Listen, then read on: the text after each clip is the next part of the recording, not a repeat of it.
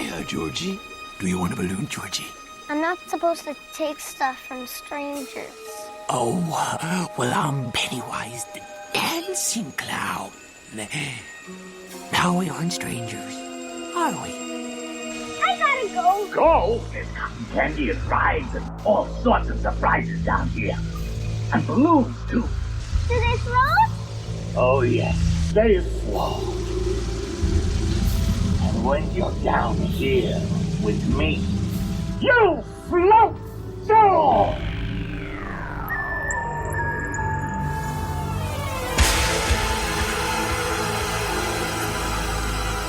Welcome to Now Playing's review of It. It's me and the Losers Club has officially begun.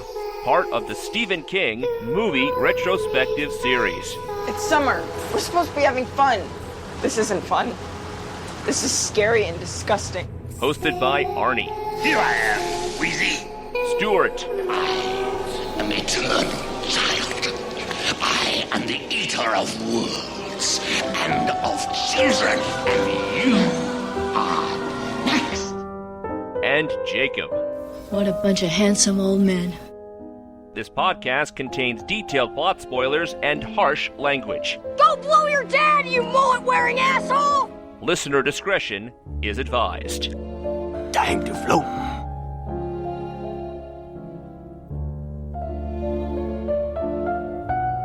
Today we're discussing Sometimes It Comes Back. For you. Or its more boring name, It Chapter 2, starring Jessica Chastain, James McAvoy, Bill Hader, Isaiah Mustafa, Jay Ryan, James Ransone, Andy Bear. Some of these people have to just be happy their name's on a poster. I mean, who the hell are some of these guys? The Old Spice guy gets his name above the title? And Bill Skarsgård as Pennywise, directed by Andy Muschietti. This is Arnie, co-hosted Out Playing, and the fun is just beginning. And Stuart. And this is the host who still insists he sees the ghost, Jacob. It Aftermath. Wow. As a Stephen King fan, as somebody really into Stephen King around the time this came out, if you remember, Dark Tower came out right before this, I was actually buying a couple of Stephen King tchotchkes to go on my bookshelf with all my Stephen King books. They made like a Jack Torrance action figure and things. And I'm like, you know, they don't make too much of this, so I'll get a couple of these and put them up there. It exploded merchandising for every Stephen King thing. There's a Hot Wheels Christine. There are more Pennywise figures than I can count. What? Yeah, I'm not kidding. Wow. Yeah, so many Pennywise toys of all price points. This has opened a floodgate on Stephen King that has never been opened before, merchandising him to the Gen Xers, I think. So what does that mean? I mean, we all know what merchandise meant in fanning the love of Star Wars. What would it mean to hold a bobblehead of Pennywise? Arnie called it out. Gen X, you gotta buy your Funko Pops. It's just buy stuff, buy toys, buy tchotchkes of stuff you like. And Stephen King's the big hot thing now, so that's just how the market is. Is it selling? Yeah. Okay. I mean, I didn't buy any of it. The moment, you know what I liked about it? When it was niche and there was like two things, I loved it. When every week I'm getting an email, get this new Pennywise doll for $200. I'm like, all right, fuck it. How many Pennywise variant Funko Pops are there? Oh my God, so many. Long tongue Pennywise, bloody Pennywise, smiling Pennywise, frowning Pennywise, spider Pennywise. Okay, this kind of helps me understand why you were so into Skarsgård. They've really been able to magnify what was a very small part of the film. He really wasn't in that many scenes, and by my impression, he was only good in about half of them. So how he has lived on in the minds of the viewer is through merchandising. He made an impression. He scarred us, and now 2 years later, he's coming back to finish the job. Yeah, and again, I'd equate him to a Freddy Krueger. I think it's the closest thing we've had to a horror icon in a long time, and Freddy never had that much screen time. It was all people talking about Freddy, and Robert Englund cameoed in a lot of the films, you know? So, and I think merchandising, they're like, we've made every Jason, we've made every Freddy. Oh my God, Pennywise, we have something new to sell. Yeah, but you know, the highest grossing Nightmare on Elm Street movie wouldn't begin to touch the gross of this film. It goes well beyond the reach of a horror audience. I mean, this There were people in my neighborhood. I walk my dog, and church-going folk who I would never suspect to have opened a cover of Stephen King said, "Oh, it's coming out soon." People I would not imagine, demographics that do not see any other horror film, are coming out this weekend. And why? The impression I got was they really loved the kids. Yeah, I think that first It was huge, and like almost every viewing was sold out when I went to go see this Friday night. Theaters packed. Yeah, you can keep going on about Pennywise, and I think you're right. For a certain level of people that loves horror iconography, that's a thing. But I feel like in mass, the reason why this is so beloved is because those children were so good and it connected to childhood so well. And that's the struggle of Chapter 2. I know that the kids are coming back in some role, but the torch is being passed. It will now be for new actors that didn't even have the job when the first movie came out. What's funny is before It Chapter 1 came out, the sequel was in pre-production. You know, the studio knew what they had. Right. And so when they were doing pre-release interviews with the cast, they asked the young kids,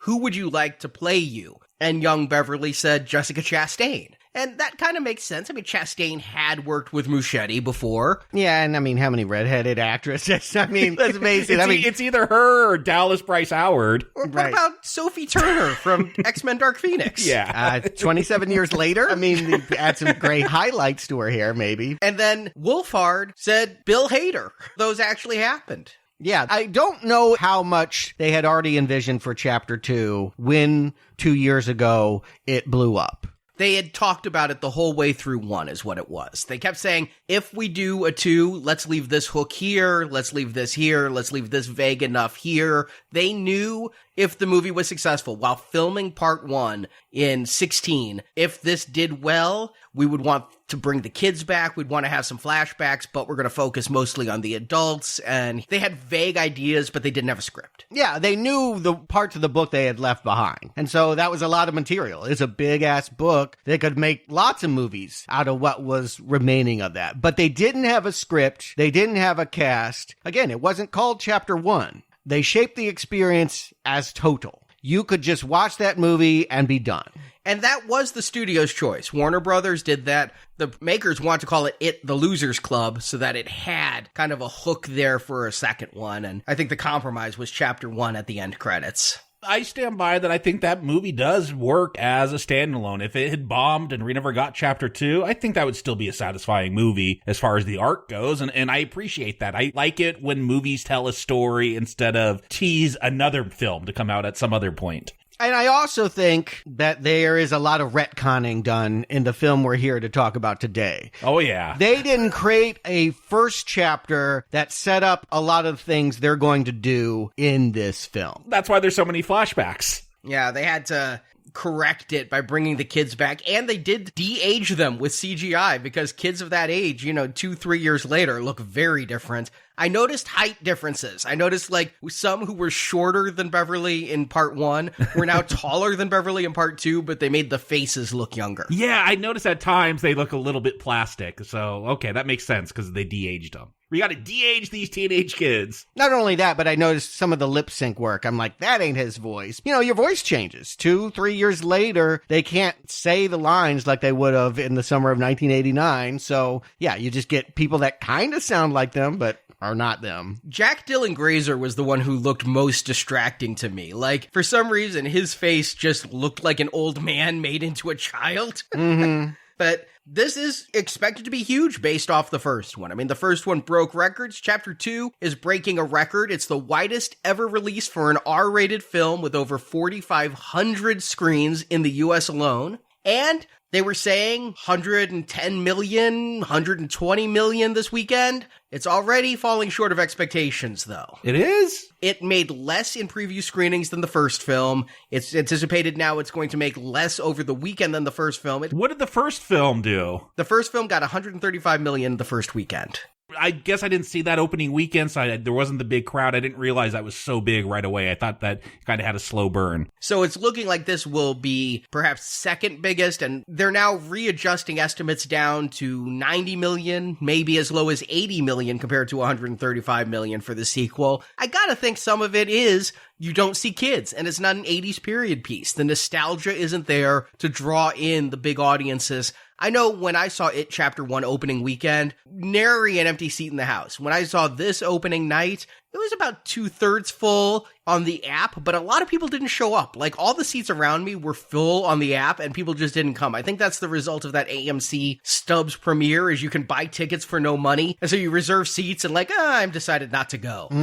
Interesting. I was in the same screening as you, Arnie, for Thursday IMAX. We didn't see each other until after it was all over with, but I did also go back and saw a matinee on Friday. There was almost nobody there. So I have not had the experience that this is something the masses are turning out to, but the numbers are saying something different. Even at 100 million, if that's less than expected, that's an amazing opening. That's huge. Yeah, for an R-rated horror film, that is amazing. And like I said, packed when I saw it. I do wonder, when the reviews started coming out, and I always avoid the reviews, but you always see headlines and that, there were some concerns, and I wonder if that scared some people away. Like, they were not buzzing like with Chapter 1. I didn't hear anything. I didn't see any reviews before going in, but this movie costs twice as much as the first one. Bigger actors in it. So if it makes less, this one cost $70 million. They had budget built in for de-aging kids, and they had named actors who we know, and some of whom need to redeem themselves from an earlier X-Men film this summer and need to show they still can do good. Budget built in so they didn't have that crab fiasco from the TV series. Yeah, and it's also longer. They can't screen it as many times in a day because it feels like another hour. It's not quite that. It's more like 45 minutes, but still. It's 2 hours, 50 minutes. It's almost 3 hours. We're talking Avengers level length here. Well, the first Chapter 1 was also over 2 hours, but this goes beyond that by at least 40 minutes. So, again, for lots of reasons, if you know the book and hold the opinion that I do, the best stuff was the childhood stuff, you wouldn't expect this one to be better. That wasn't my idea going into this movie. My hope was they were going to change things. My hope was that they would realize flaws in King's writing and just say, you know what? Out it goes. We will do our best to take the best moments, but we are not going to be so beholden to the novel. I mean, it's happening in a different time period. This is now set in modern day. It would only make sense in the advent of social media and cell phones. Our world feels so much different than it did in 1989. Yeah, and you got your wish. A lot of what happens here isn't in the book, and I think Muschietti and Gary Dauberman, the writer of both these films, realized that the adults didn't have a huge storyline. They didn't do much in the present day because the whole story was interwoven. And so what they did was remember what they did as children. And then you got to see them fight it as children in one chapter, followed immediately by them fighting it as an adult in the next chapter. So you felt like the characters did a lot. But when you're making a movie and you're recasting the actors, it's going to feel like the adult actors have less to do. So they took a lot of liberties with the script. They did a lot of inserts. I expected to be more child stuff. I knew the kids were coming back, and I knew this movie was 3 hours. I thought we'd have even more flashbacks than we do, but those young actors, I'd call it a cameo. Really, I thought there's a lot of child stuff in this, and I feel like they knew that was the best part. And after seeing that second night of the It TV miniseries, oh boy, I was concerned. This is 3 hours, and they couldn't even pull off 90 minutes with the adults in that thing. What are they going to do? And yeah, it'll be interesting when this comes out for home viewing to break it down, how much the kids are in it, because I feel like we got a lot of them. It, the TV movie, poisoned my wife, who loves the first It movie. She would not see It Chapter 2. She was just like, nah, I saw what happened to those adults. I don't want to see that again. I don't know that that's a bad attitude to take, but Arnie, why don't you give him the plot and we can dig into it?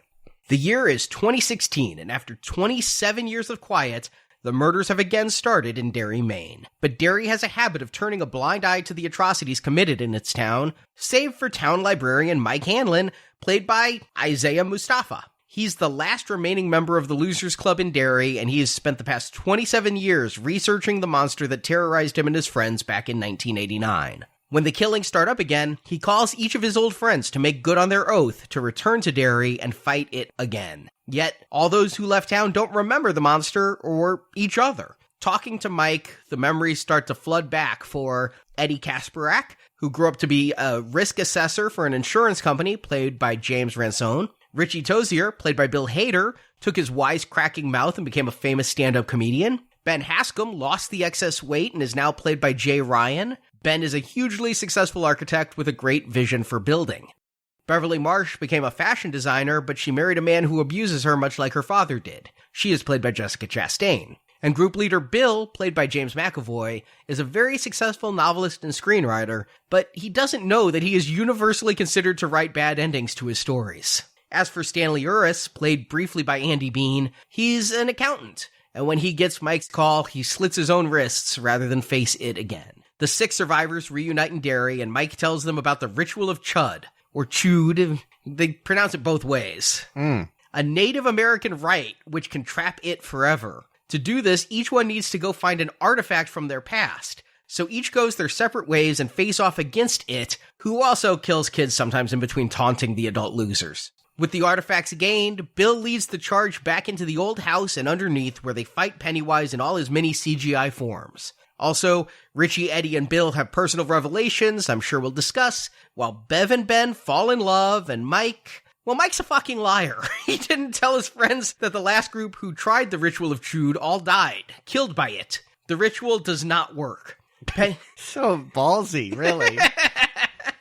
Pennywise starts to attack them all and has the upper hand, even skewing Eddie and killing him. The 5 remaining losers realize if they nag it, just erode its self-confidence, it will get very small. They shout such insults as, "You're only a clown," and it shrinks down to the size of a puppet. Did Bill write the ending to the script? I think he did. I can't wait to buy baby Pennywise toys. Yeah, anybody want that? I'm sure there will be life-sized ones.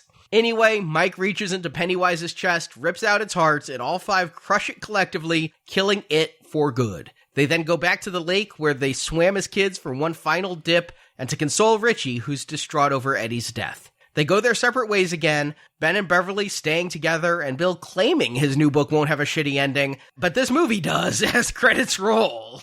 Yeah, and as they start, we get a little bit of a fake out. I was like, wait, Warner Brothers and DC are presenting this movie? Tell me Pennywise is not going to be in Joker. I didn't even notice the DC logo. I'm taking my notes. I'm like, oh, they immediately brought back the It score. Here's all the red balloons. It's a fake out. It's the first official teaser for Birds of Prey, or the emancipation of one Harley Quinn as the subtitle. That's like, what's that? Patience from a novel by... Precious. Precious. With that very long subtitle. But it's Harley Quinn, and she's like, I'm so fucking over clowns.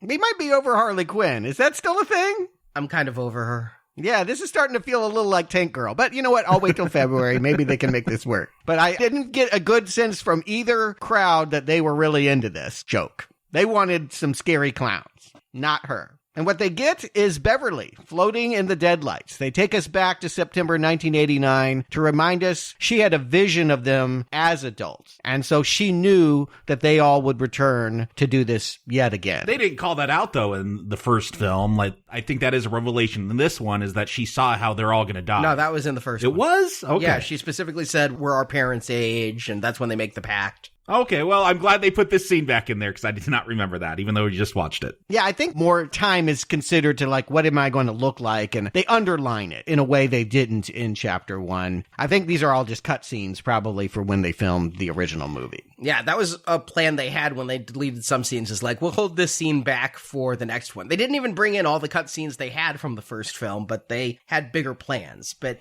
yeah, we replay their parting of ways. Yeah, does Bev know? Like, the way that she responds to Stan, it's almost like she's withholding. Like, oh, actually, in the future, I know that you're going to end up dead in a tub, but I'm going to just tell you you'll be tall. Yeah, it feels that way. I think she knows, because later she's going to be able to say she sees how all of them die. That was in an X-Files episode where Peter Doyle had that. He could tell Mulder he was going to die of autoerotic asphyxiation and things. And so that's her power from coming out of the deadlights, is she can see how people will die. Yeah, not only that, but if she saw them all in the cistern, she would note that Stan wouldn't be among them. She even knows he died in the bathtub, she'll reveal. But, you know, I made a lot of jokes about how dumb the deadlights sound, but put it in the right context. Okay, deadlights, it's because she could see their future when they're going to die, and that made it a little bit more okay to me. Yeah, all added for the movie, but... Well, they improved. It does help quite a bit. I know that the childhood stuff is the best stuff, but I actually feel like this should be the only kid stuff we get. This should not be the movie where the kids try to take the spotlight. We should leave 1989 behind, and the rest of this movie should be where it jumps next, Derry, 27 years later in 2016. I'm torn. I mean, I agree that it would have been nicer if the adults had more focus at times, and instead of the adults' entire role for half the movie literally being pensive looks while we have flashbacks to things that didn't happen to those actors. Yeah. But also, I do like those kids. You also do want to have a sequel that ties to the original. I understand completely the instinct to bring them in. And while this movie is very long, and I'm going to argue by the end could have at least a half an hour cut out of it. Easily. Some of it being the kids' stuff. I like having the kids back. It's a nice feeling to see them back on the screen with Skarsgård again. But we open with a weird hate crime. Instead of Pennywise, we get a gay bashing. This is in the book. I've seen a lot of people being like, this is a needless, why are you putting this in here? But this is in the book, and yet I have a problem with it in the book because it is completely outside of Pennywise's MO to go after an adult male. Yes, this is my problem, because you could say it's in the book. I don't care. This isn't the book. This is your chance to tell a more cohesive, tighter story. And the only reason I could figure this is in here is so they could just underline the revelation that one of the losers is actually gay, because they're going to have this victim show up as a ghost and just punctuate. This is his secret, guys, that he's gay. Pennywise goes after kids, and he's going to go after this 20-something-year-old victim now. It's weird. It doesn't fit his MO. You're right, Arnie. Yeah, not only is he eating adults, he's eating people not from Derry. Like, one of the guys was from Derry, but it wasn't Adrian. And this guy wasn't scared. This guy is actually going to stand up to the bullies. The whole idea that I don't bite in until they're at the point of petrification is just not true anymore. Yeah, my only thinking is it like pizza delivery? A victim washes up, it is just waking up after 27 years, it's kind of hungry, and the food is just coming to its doorstep, so while I prefer my veal, I'll have steak. I've got another theory. In setting all of this up, we see that there is a carnival at Derry. Who would have thought small-town America could throw such extravagance? But there are Ferris wheels, fun houses. Especially Derry, because everyone feels so apathetic in that first film. I wouldn't see them getting together to put a carnival on. Right. But we see Adrian and Don palling around, laughing at the town mascot of a beaver, putting on the beaver hat. And they are approached by a kid who looks like he's been beaten himself, who has something going on with his mouth where he's been punched or something like that. I looked this up, and I'm very weirded out by what this could mean. But the actor who's playing this character, Chris Unwin, is a woman. And not only that, it is the Betty Ripsum from the first movie. The girl that went missing in 1989 has been reborn as a male bully and homophobe in 2016. I take it to mean that all the kids that got snatched in the previous cycle, they'll call it an echo, end up coming back doing Pennywise's work as his henchmen. I know that we're going to see that in this film. Henry Bowers is going to come back. I can't believe they redid that storyline from that TV show. And I know it's in the book. But again, that's not what Pennywise does. He just eats the kids. He seduces them. I guess he's caused explosions that took out hundreds of people one Easter. But it just doesn't feel like he's building an army. That's the way to go. But I think that's what we're supposed to think. When I think about what it was about in its book, it was the idea of anything that scared you as a kid. It wasn't about a clown. It was about the idea on a primal level. Everything from the monster in your closet to the family member that sexually molests you all stems from this deep-seated darkness that has existed before mankind ever set up root here. Like it's just in the soil, and it just keeps finding new ways to manifest. Like crops, it just grows a new breed of bullies each time. And that's what I get, at least from this casting choice, if no other moment, is the idea that it takes 27 years for the evil to get a new season. And in the book, it does take on all those forms, but in the book and both movies, it likes being the clown for whatever reason. You know, when we have this gay bashing in the original novel, it's one of the first scenes of present day in that book, so it's almost the opening of the book. It's in a clown form when Adrian floats up to it, and the kid, the one who you're saying is played by the girl, was actually a reticent member of this gang, and he saw the clown, as did Don, Adrian's boyfriend. They both saw the clown, and the other three went to jail for murder because they obviously weren't going to go on the stand and say, oh, there was a clown that helped the gay bashers. Yeah, and we're going to see this Chris again. It's pointed out the fact that he really covets the beaver hat, and there is a child leading the later child, Dean, into the funhouse wearing that beaver hat. I think it's Chris again. I think that there is probably mostly on the cutting room floor this idea that Pennywise now has minions born of the children he killed in 89. Or it takes on the form of the children to lure. You know, here I had that idea of it coming out, but we'll see it does take on the form of Georgie and things. It is a shapeshifter. So maybe this is it hiding in plain sight in public, and it help rile up the people to push Adrian off the bridge so that it could then run down and catch him and eat him. That is a lot of work. The cleaner way to go is, if you want Pennywise to have an army of undead in this film, make it that he was seriously wounded from that fight 27 years ago. He's not as strong, and so he's got to use these other people, or else cut this stuff. Just make it about the scary other dimensional being. There's a lot of ideas in the book. They're not consolidated. And now that you're telling the concluding chapter in a movie, any adapter would want to say clearly what they interpret these things to mean. And they had clear ideas in the writer's room, but I think a lot of it they intentionally did leave vague and up to reader interpretation. And we're going to get to some of that, especially at the end of the book. But this gay bashing is really only in this movie because Mike is living in the attic of the library with a police scanner, waiting every night, I guess, hearing about every domestic abuse, every petty theft, waiting for this call of dismemberment under a bridge, and he goes out in the night to investigate. And this is where I'm going to really ding Mike. If Mike never forgot, and Mike has done all this research, he should damn well know 27 years have passed. He should know before a killing has happened, well, it's time for the clown to wake up. I'm going to call before blood is drawn. Yeah, why hasn't he gone down and into that cave and researched things before the 27-year mark when Pennywise is, I guess, just sleeping or something? Yeah, I actually liked that in the first movie where Mike became suicidal and went down to the cave and he found those silver earrings that they used as the rocks in the slingshot so that he had those again. Here, Mike is played by a football player and, as I mentioned, the Old Spice guy. Is it really that guy? Yeah. Wow. He doesn't look the same here, but okay.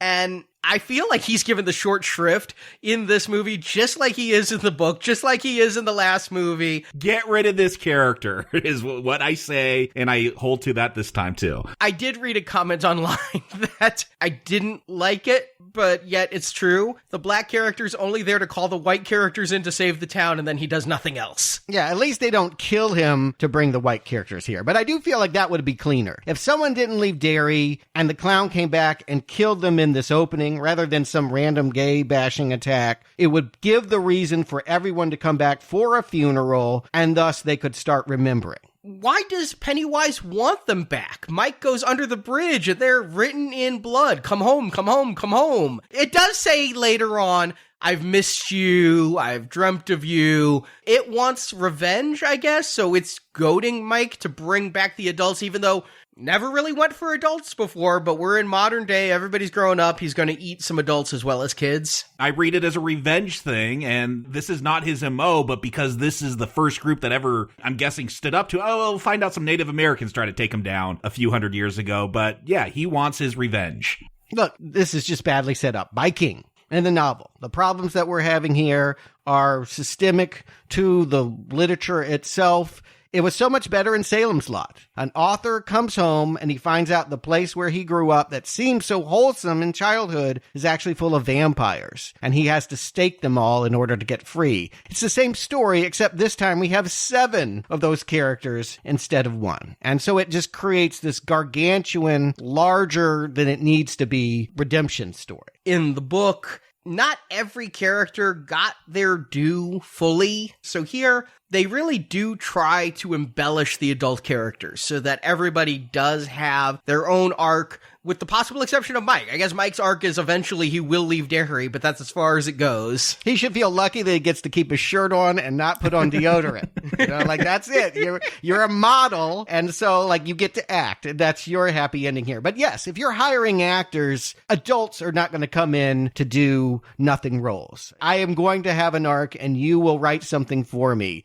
I'm going to call it out right now. Many of these adult actors do not fit the mold of the child that they sprang from. I don't feel like many of these people capture what I liked about the children. I agree completely. And it's funny. There's a very funny video on Yahoo. Yes, that site's still in existence. And I went there doing some research. Talk about blast from the past. They talked to the young actors, and apparently their acting coach told them, hey, well, we're getting started for this. Why don't you write a letter to the actor who's playing you as an adult, but write it in character of what you think you would be like as an adult, and send a photo. And then you cut to the interview with the adult actors, and they're like, Bill Hader, yeah, I can't have a framed photo of a boy that's not related to me in my house. That's just creepy. And they're like, did you write back? James McAvoy's like, no, I didn't write him back. Well, I'm an adult. I don't have time for this shit. But I think had they actually spent time together, it might have helped, because McAvoy's going to be our first introduction. I do not see young Bill in McAvoy at all. I don't know where Bill came up with a Brooklyn accent to disguise his Scottish accent. And I think that the young kid did a much better fake stutter than McAvoy. I was wishing McAvoy would have pulled out one of his personas from Split here, because it almost feels with that accent like he did. There's a couple adults that I think are well cast, but James McAvoy, look, I like him in most things he does, but it does not feel like Bill to me. Agreed. It's not just the stutter, it's the voice. It is the fact that he doesn't feel like he comes from Maine, doesn't really look like the kid. And here they set up a whole backstory that I don't feel like ends up mattering. That he is on the set of this movie adaptation of one of his books, The Attic Room, and he's finding out that the actress, which is also his wife, and the director, which is Peter Bogdanovich. Someone explain to me why 40 years past making Last Picture Show, this guy is given a Warner Brothers horror movie to direct. I do not understand this at all. I do love it, though. I mean, I had to look him up because I knew that would be somebody. And other than Last Picture Show, the only thing I've seen of his is Noises Off, the John Ritter, stage play movie. Paper Moon was another hit. But again, a guy from the 70s who made nostalgic films, who made films about the past in the 70s, doesn't seem like a great get, but they both hate the way that he writes his endings. And I am dancing in my seat when I hear this. Yes, I thought of you, Stuart, because you complained about the ending. Muschietti is finally saying, we are free to do whatever we want with this material. We are not going to follow this movie into the sewer to deliver the same anticlimactic ending. Yeah, and I mean, I've said it in so many of these podcasts that King can't stick the ending, and here they're just saying it outright. I feel like my thunder's kind of stolen for all my future books and nachos. Everybody's gonna be like, oh, you just took that from it, chapter 2. But listen to the ones I did before. I said he has problems with endings, and I also wish they hadn't brought it up so much, because I just liked it as this little jab at King, as well as an admission that we're not going to make those mistakes. Mentioned here as a winking aside that we're going to change the ending, instead of even having King himself show up later on in a cameo and be like, I didn't like the ending. Well, yeah, obviously King knows the joke in here, but I saw him before I saw the movie, the day it came out, Thursday or Friday, on Twitter, King made some joke about some critic who said all his endings suck, and he came up with a really bad ending that he said, here's my good ending. He wakes up and it's all a dream. And so I was kind of shocked that, I guess that was a little bit of viral marketing because he knew this joke was coming up in the movie. So his idea of a good ending is to rip off Newhart? Well, I think he was joking, because that's the worst ending. Well, here's what it ends up meaning, because what Bogdanovich says is, we got to do better. And I'm like, yes, I'm so with this movie. And I want to say that for the first half hour of this movie, it is fleet, it is well structured, and I am totally sucked back into this. Even though I'm having these problems with the actors not feeling right, the mood is right, and I'm confident that they're going to change something. But what Bill really says is that the studio wants a happy ending, and no one's satisfied that he makes endings that are sad and perhaps not commercial. So it will be for him and for Muschietti to come up with some cornball sentimentality that gives us a great ending. Again, I'm just going to be glad that at no point in this movie did Muschietti show us a space turtle with an upset stomach vomiting out our universe. Really? Because I wanted a gangbang with a turtle by the end of it, rather than the ending we got. I mean, like, bring it on, triple X. I'd rather see that than what we see in the final moments of this film that are so awful. I still am just gasping at how they turned suicide into a happy ending. Oh, man. Fuck them. But anyway, I'll save that. Yeah, save it. We're ways away. The one reason I think they might have done Bogdanovich, other than the director might have known him and he was free to do it, Bogdanovich has a story in his past. He has his own Sharon Tate, if you were. He had a leading lady he was making a movie with, Dorothy Stratton, who was murdered violently by her ex-boyfriend. If you want to know that story, it's the subject matter of Bob Fosse's film Star 80. It's very sad. It kind of ruined his career. I mean, he ruined it himself with some bad choices, but I don't think he ever recovered from it. What I think they're telling me by having him in this moment next to Bill's wife is that Audra is fated to die, and that this leading lady will be important to the story. It is a fake out. They will not do anything that the TV movie did with Audra. Which was in the book again. What they did with it was mostly in the book. What I noticed with Audra is I briefly thought it was Jessica Chastain. The red hair. I think they're saying that Bill grew up to marry a clone of Beverly. Oh, good call. You're right. They will downplay the love triangle in this. They will end up making Bill rather nonchalant that this childhood crush of his will go off with the other guy. But I think you're right. Maybe in different drafts or in a longer cut of this movie, God forbid, we would see that, yes, he had been pining for Bev in the same way that Ben was pining for Bev. Yeah, that's something very different from when they had Olivia Hussey in the last movie. But I did think that with the introduction of the wife, I thought for sure they'd keep that ending or bring her into the story, make her matter to the story, because it's kind of like in Return of the Jedi with Leia and Luke, oh, I'm your brother, we can't have a relationship. That Bill actually loves his wife and goes to save his wife is so much a better reason for him to lead a crazy charge in it than what we get in this movie. I wish they'd kept Audra around a little more. Yeah, I think they want to keep it about Bill and Georgie. I was expecting, though, the wife to show up too because, well, I saw that second half of the TV movie finally, and I was shocked. I'm like, oh, so we're just going to hit all those beats again. I am thankful that this scene with Bill, I think this is the longest backstory for the adults we'll see, because then we get some very quick cutting as all the other characters are notified about Pennywise returning. Yeah, we next get Eddie. He is popping pills and driving erratically through New York traffic, talking to his overweight, overprotective wife, Myra.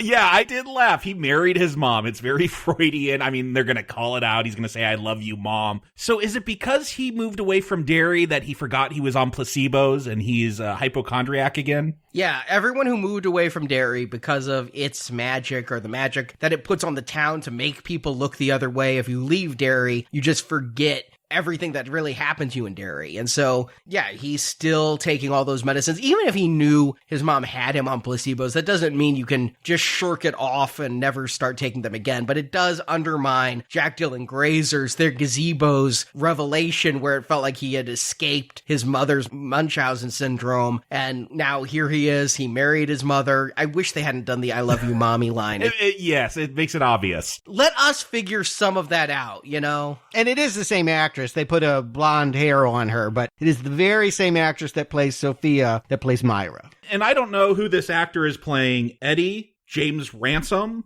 but he had the look, you know, thinking about that TV movie, like, oh, that Seth Green grew up to be Harry Anderson? No, that doesn't make sense. But I'm like, this one, he looked like a grown-up Eddie. Ransom has different faces. And sometimes I think he looks like Jack Dylan Grazer, and sometimes I think he actually ends up looking more like Steve Carell just because of the shape of his face. Yeah, I got that image a few times. Ransom, I've liked him. We reviewed him in the Sinister films. He was the only character to carry over. He was kind kind of the humorous deputy. He's just a funny guy. Oh, okay, yes. Yeah, he usually plays comic relief in dramatic circumstance, so that fits here, but I've seen him a lot in TV roles, and that tends to be where you stick a character actor. That's what he is. He's not a leading man, but here he's going to be asked to share. You're right, this is probably the first time and maybe only time he's ever been top billed, the top of the poster here. Well, I think he was with Sinister 2 as well. Was he that important? Well, he was the returning character, yeah, so...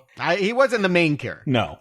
The third we get is Richie, though, and adult Richie, Bill Hader. I like Bill Hader on SNL. I was a little bit concerned that this widely comedic actor, who we most recently reviewed in Angry Birds 2, was going to be coming into this horror film. But you told me you saw the movie he did with Kristen Wiig, the Skeleton Twins, that was dramatic. So your appreciation of him from that gave me hope, and I think he's my favorite adult in here. I would also say go watch Barry, HBO series where he plays a hitman that wants to become an actor in LA. He does drama, he does humor, great cast, Stephen Root, Henry Winkler, but I'm not an SNL guy, so I know he does that stuff, and it always just seems he shows up for a scene in a movie, and he always kind of steals that scene, so I was excited to see him here, so we went and watched Barry. He's great in that. He won the Emmy for Best Actor for that show, so yeah, I think Bill Hader, I think he kind of steals this movie. He overshadows Bill. Gong. Yeah, as soon as he arrives in that Chinese restaurant and slams that gong, he is announcing, by the way, whatever you were hoping to see, Clown, Bill and Bev and Ben get together, all of that, none of it will matter. I am now going to do my dramatic interpretation of Ghostbusters 3. And that is what we end up watching for the rest of this movie. He not only steals this movie, he changes this movie. This was a horror movie that, because Muschietti can't direct him, becomes a horror comedy. Here was my question about that, honestly. There's a lot of jokes in this movie with and without Bill Hader. Yeah, they're not all with Bill Hader. I feel like this is a director's choice, not because of Bill. Well, what my question is, did Bill Hader shape this movie by being a comedian who came into a horror film? Yes. Or did Bill Hader save this movie by actually being funny in a movie full of bad jokes? Yeah, I think my interpretation is Bill Hader said, yeah, I would love to do this movie. I've never been offered something this big. Paycheck was probably decent too. And then when he saw what he had to play against, the only thing he could think of was to play it funny. And of course, Richie is a sarcastic character who has used humor to disguise a secret. Now, I never picked this up in chapter 1. I had no idea about a latent gay side, but they tell us right here from the opening, he's vomiting on the fire escape before walking on to do stand-up bit. What's his first joke? My girlfriend caught me jacking off to a friend of hers Facebook page. Fails to mention this is probably a true story where the Facebook page was a man. This wasn't in the book. In the book, first of all, everybody has sex with Beverly. Second of all, he has a string of failed relationships because of his scarring from Derry, but I didn't see it. I'm going to rewatch chapter 1 and see if there's any hints. I feel, though, that they got together for part 2 and are like, well, Richie's an underserved character. What can we give him? Let's start with a gay bashing and then make him gay. The fact that he is so closeted. First of all, he works in Hollywood. Second of all, he's there with all his friends from so long ago. Maybe I'm naive, but I think in 2016, it's perfectly fine to be like, hey, guys, I like dudes. Yes. I'm not going to out anyone, but I know of actors in Hollywood that do this. I know very well there are some pretty famous people that will not come out of that closet. There might be some with a macho image where that could hurt them from getting action movies, maybe, but Bill Hader, like a comedian, I don't see that as, someone that needs to stay closeted, but you know what? Everyone has their own journey. Not only that, but those people that I'm referring to have their own secret life. It's not like they've been celibate, not explored the homosexual side of themselves. They do, and then they just don't talk about it. I think we're supposed to pick up from Richie that he hasn't even been able to face it. Which is strange. In 2016, I feel like all areas of America, at least, has become aware and woke to gay life. Now, you say you think this story about the girlfriend masturbating to the Facebook page is true. Keep in mind, he's going to say later, I don't write my own material. Mm-hmm. So what you would be taking here is that he had a girlfriend. That could be his writer who had a girlfriend and was jacking off to a Facebook friend, male, female, whatever. But Richie says the jokes. He doesn't write the jokes. So anything he says on stage, I got to be suspect of. Right. And Hader, again, just to be clear, I liked him. I didn't expect him to be as funny as he's going to be in this film. I expected him to have some dramatic pathos, and I think he handles it well. But I think he and Eddie will end up taking this movie far away from the film that I remembered in Chapter 1. Just watching Bill Hader in interviews and whatnot, there's a video of him talking about anxiety. I mean, he had a panic attack on live television on SNL. He seems like a pretty humble guy. I don't see him as someone coming in and just taking over the production and like, this is the direction we should go. Maybe Machete saw him joking around and thought, oh, that's great, let's do that on camera. But I don't see him as coming in and taking over the direction of the film. And yeah, by saying taking away, I don't mean bullying. I don't mean ripping up the script and saying, I'm going to do it my way. I'm saying that he logically interpreted the character as he best could conceive it, and Machete let him because he didn't give him better direction. I read several interviews with Doberman, the writer, and somebody said, were you afraid of Bill Hader completely changing your lines? And he's like, no, I love that Bill Hader likes to improv, and everything Hader did that we put in the movie is better than I wrote. Now, a lot of the jokes he said were in the script, but also a lot of the jokes he said weren't, and one that I'll talk about later, he came up with, and it's like, I have to say this line because otherwise it's not a great scene. But I'll put it out there, with the exception of one scene, I love every scene with Bill Hader in this. He is, to this film, what Skarsgård was for me to the last film. And that will change the film. Suddenly a movie about childhood trauma is going to become Ghostbusters 3, is all that I'm really saying here. And so we will move on to a character that was very central in the TV movie, very central in the book, and I barely pay attention to in Chapter 2, Ben. We think it's the fat guy in the boardroom, but that's actually the child actor from the TV movie. Yeah, I noticed him immediately. I'm writing down, I'm like, wait, did they not go in the book story where he lost all the weight? He's going to be chunky and balding? And the face looked familiar. I'm like, wait, that's 1990 Ben getting his SAG card here. Mm-hmm. Yeah, then they cut over to Skype and we'll see the real Ben. Yeah.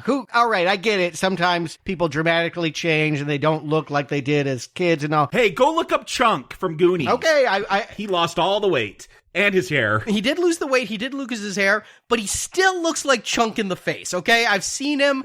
He still has that smile. He still has the twinkle in the eye, even though he's a lawyer, and lawyers' twinkle usually means scheme. But here, is it even the same race? This is a New Zealander. This is a Kiwi. The same race? I mean, was the kid actor, like, Hispanic? Well, that's what I'm saying. I mean, they're all Caucasian. I mean, you're making it very dramatic. No, Kiwi have a darker skin tone and tend to have darker hair, darker features. I lived in New Zealand. That is not true. They have a mixed populace, you know. I mean, yes, if he has some Polynesian mixing in him, then maybe he'll be darker. They kind of call him every Brazilian soccer player rolled into one, and I thought the actor might actually be Brazilian. Well, yeah, that is the thing. Like, every once in a while, he'd do like a little half smirk. I'm like, okay, I could tell he studied the facial expressions of the child actor, but this is as jarring as John Ritter showing up as adult Ben in that TV series. You put the kid and the adult next to each other, I don't see them forming into that person. Yeah, and it's not developed either. What we learn here is he's just a genius architect who's so sad and alone. Yeah, he's always like standing in the corner sulking. He still keeps the yearbook page in his wallet, and despite all of his money and coolness, no one is around in his life at all. Show me the ultra successful person that doesn't have a fleet of assistants and just people milling in and out of their doors, but he is portrayed here as being completely alone in a ginormous house, Skyping into his business. Yeah, it's metaphorical. He's still alone, but this actor is the worst thing about this movie. I looked him up. He really hasn't done a lot of acting. I'm guessing he's a model. His biggest role is that he was the Beast in the Beauty and the Beast TV series for a few years on the CW. I thought that was Ron Perlman. Yeah, you're talking about the new one. Uh-huh. Whatever that is. Oh, they did another one?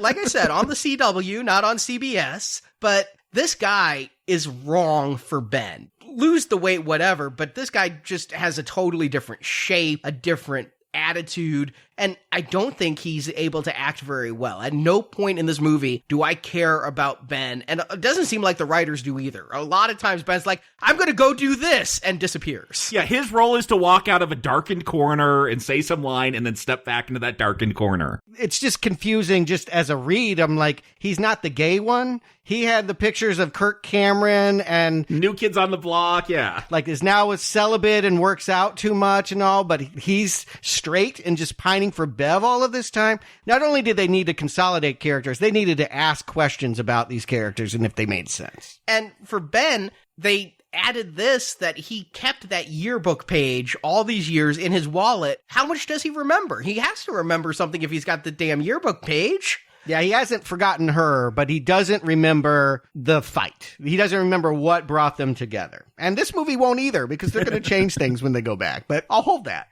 Meanwhile, Stan gets a call. We get a weird transition to this scene, too. We, pan up from Ben's apartment to the stars, and some of the stars are brown, and we zoom in on them. I loved the opening tracking shot in the first film where we got introduced to half of our losers. Here, this felt needlessly over-exaggerated, and if you're drawing attention to yourself like this, the stars are puzzle pieces, and we're going to zoom through the puzzle pieces, and there's Stan. And it's not a style that goes throughout the film. It's got to mean something. Yeah, it doesn't mean anything. Unless you look at it as putting a puzzle together, and each of these losers is a piece of the puzzle, and the puzzle will never have all its pieces. Yeah, that's a dumb metaphor. It's simple. Yeah, remember last time how I said Muschietti was a great technician whose instincts were wrong 30% of the time? I'm going to change that ratio. 60? Yeah, I think it's flipped. I actually think in this movie, a lot of times he's showy for no good reason, and it's to disguise an inadequate script. And I really credited in our last review to the cinematographer, Chung Hoon Chung. Yeah, he's a Korean. He works with a really good Korean director. Yeah, he did part one, and I credit him with a lot of that style, because here, I can't tell if Muschietti has a arrogance coming off the success of part one, where he's like, all right, now I'm going to do this and this and this, and I have twice the money, and I'm going to do this. Or if in the first one, Chung was like, hey, why don't we try this angle? Why don't we try that angle? Again, Chung did Zombieland 2. I have a feeling that's going to have a better look than It Chapter 2. This movie looks fine. My complaint is it doesn't tie. It's just another way in which this doesn't feel like the experience of Chapter 1. I mean, I had to go back and look. I'm like, are these the same people making it? Because I can't believe this comes from the same people. Well, that's where I'm at, is the color palette is so obvious in some of these scenes. Oh, these are good memories. Make everything brown and warm. They're literally going to transition from cold blues when Pennywise shows up to red browns when he's gone. It's so obvious, and it honestly feels a little amateur. It's pounding me over the head. And so that's why I feel it looks fine. It's in focus. It has good lighting. I like some of the shots. But when it does stuff like this and some of the color palette changes, it's just hitting me over the head. Yeah, the movie's not subtle. And what we get in this scene, why I like the Stan scene, is we finally hear the substance of the phone conversation. We know Mike's been calling, and we've seen people freak out and look at the scars on their palm, but we don't really know what's being said. And now it's underlined clearly. It is coming back, and the expectation is you're going to drop whatever you're doing. Your wife and you are supposed to go vacation in Buenos Aires. Nope. Tomorrow you show up in Derry, and he's not telling them you're going to fight an evil clown, but Stan remembers. I think he's forgotten, repressed. His face was almost bit off, so he might have some fresher memories. Unlike the others who don't remember Pennywise yet, he does. And that's why he does what he does. Wouldn't it be nice, though, if they'd maybe faked us out and gotten a real big name actor to be in this part, so that if you don't know the book and things, you'd be surprised that they write him out so quickly, instead of Andy Bean, who I looked him up, and I guess he was in the Swamp Thing series that people like. I didn't watch. We reviewed him in a minor role in Transformers: The Last Night. Yeah, the fact that he is not on the caliber of all the other actors, all of them, really, even the Old Spice guy, telegraphs. Again, I don't know how many people don't know the story at this point. I have a feeling the book having been read and already made, people know the surprise is coming. Yeah, but I mean, in the last one, they had Richard Mazur, who, was on caliber with everybody else in that film. Yeah, but that was a different caliber. I'm not looking for a big surprise at this moment. It's fine. Whoever can figure out, that's fine. And it does feel like they're speeding through all this because they know we know this stuff. So, yeah, let's get to the new stuff. Yeah, flashy camera transitions aside, the fact that as he slit his wrist, the droplets of blood will fall on Bev's face while she's lying in bed, all that stuff, it's arty. It can go either way for me. It does seem a little amateur, trying too hard. I think Arnie's got the right word for it, but I appreciate that Machete is keeping it moving. And that was his skill in the last one. That is his skill at the beginning of this movie as well. Here in this opening, it is moving so fleet. I'm really enjoying this. We get to Beverly, we see her backstory. The blood did confuse me, but she was psychic and she knew how he died, so maybe she was dreaming about his death. She's got the shining. Mm-hmm. And she's also going to drop her fashion design stuff and go immediately. But Tom, I thought they were going to go a different way with Tom, because he's like, oh yeah, I trust you completely, go off. But then, no, it's going to be the same story. She married her father, who's going to beat her and then punch her hard in the face and then start to unzip his zipper. He's getting turned on by this. Yeah, they don't follow through on this. Bev, more than maybe any other character, while having literally escaped Derry, is still living the same nightmare trauma of Derry. She left one bad guy only to find herself beaten by another bad guy. And the point of Pennywise, you would think, in modern day, would to be using that against her. The fact that Tom will not come to Derry and fight her in the climax of this film feels like a decision to excise I don't agree with. Yeah, I feel like a lot of their backstories never come back to fruition. Like, they don't address their demons. I mean, they'll address a demonic clown, but not what has affected their life. And it muddies things because it seems like her dad was going to be bad no matter what.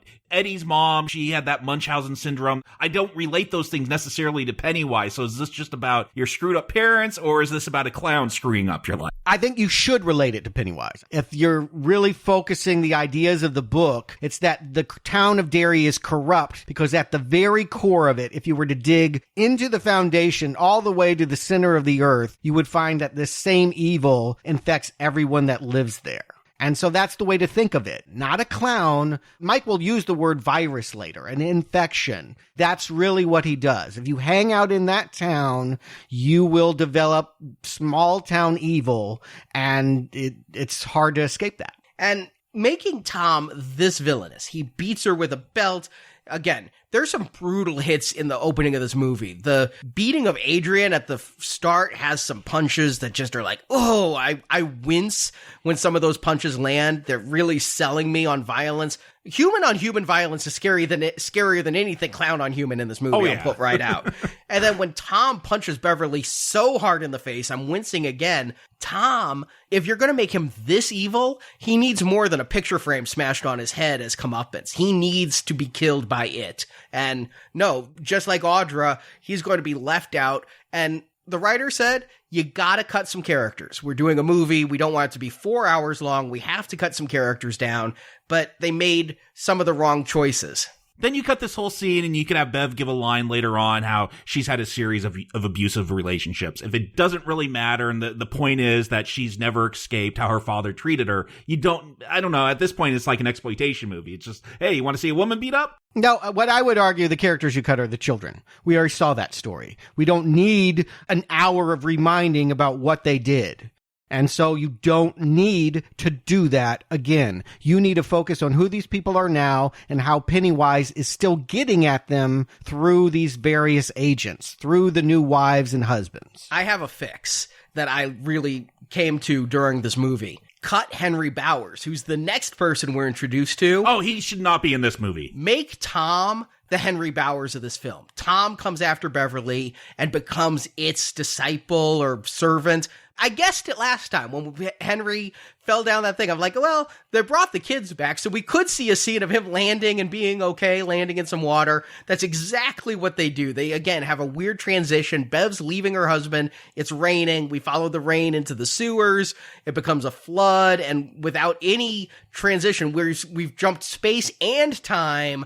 We're back in 1989, Derry, and Henry has just fallen down that well. Yeah, he's washed out with all the dead kids. And is walking back home, gets arrested. I feel like that needed to be underlined. The millennials I was with the second time literally didn't even remember Hochstetter and what's going to happen here. We do remember that there was a bully with a knife, but having more of this explained, it took me a second viewing to realize when he walks back to his home and the cops pull him down and arrest him, he's saying, I'm not done yet. I've got to kill them all. And so that's why they're going to pin the murder of all the children on him, is because they take that as a confession that he did all the missing kids. Yeah, if I had not seen that TV miniseries, I wouldn't have realized that he had gone to jail for killing all those kids. I mean, I feel like the cops are there because he killed his dad. And I'm like, oh yeah, but he did admit, or Pennywise made him admit something, that he killed all these children, and that's why he got locked up. But it's not clear in this movie. No, it's clear he got locked up for murder, but whether or not they pinned the kid's murder or just his own dad murder on him, he doesn't go to jail. He goes to a mental institution. I mean, he's obviously found insane, and rightly so. And again, I don't know who this adult actor is, but he's got that look. Like, I buy this as Henry Bowers, 27 years later, still got the mullet. Yeah, I think this is a good scene. Like, when he sees that balloon, the way it was floating above him when he was arrested 27 years later, he's so excited because he knows it's an invitation. At last, you finally need me. At last, I finally get to kill them all. Again, we should have spent more time with Bowers. I really feel like he's as important. And you're right, Arnie. Maybe it's not Bowers. Maybe it is Tom, or maybe you find a way to bring all these people in and you find that room by cutting out the needless return to 1989. I don't know, but I do feel like I want to understand the human villains in this movie more than we do. I just think Bowers is set up here to be a major part of this movie. Yes. And he is not a part of this movie. These are his biggest scenes. We jump to the present. He's in the sanitarium seeing the balloon, and then he gets put in his room. There's a balloon under his bed. He pulls it and pulls it. It pops, and a woman behind me shrieks. I had a screamer in my film, and it let me know every time something scary happened. I was thinking of you, Jacob. This is a jump scare. This is definitely a jump scare when the balloon pops and the zombie comes out. Yeah, you know what? I did a lot of convincing. That's why I got my wife to really enjoy Bill Hader, so I could get her to go with me. And she was still scared. She's like, those trailers look scary again. I'm like, even though you didn't find the first one, she's like, but it looks like they might scare me this time.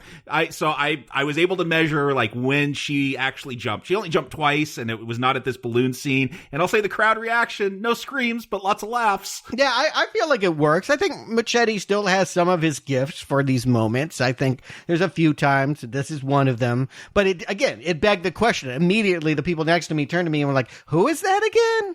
And I had to be like, oh, remember the other bully that went into, they were like, oh, kind of. Yeah, I remembered it when they show it to us. Yeah, they show us the scene with the lighter and the aerosol. So I wouldn't have gotten that corpse was it.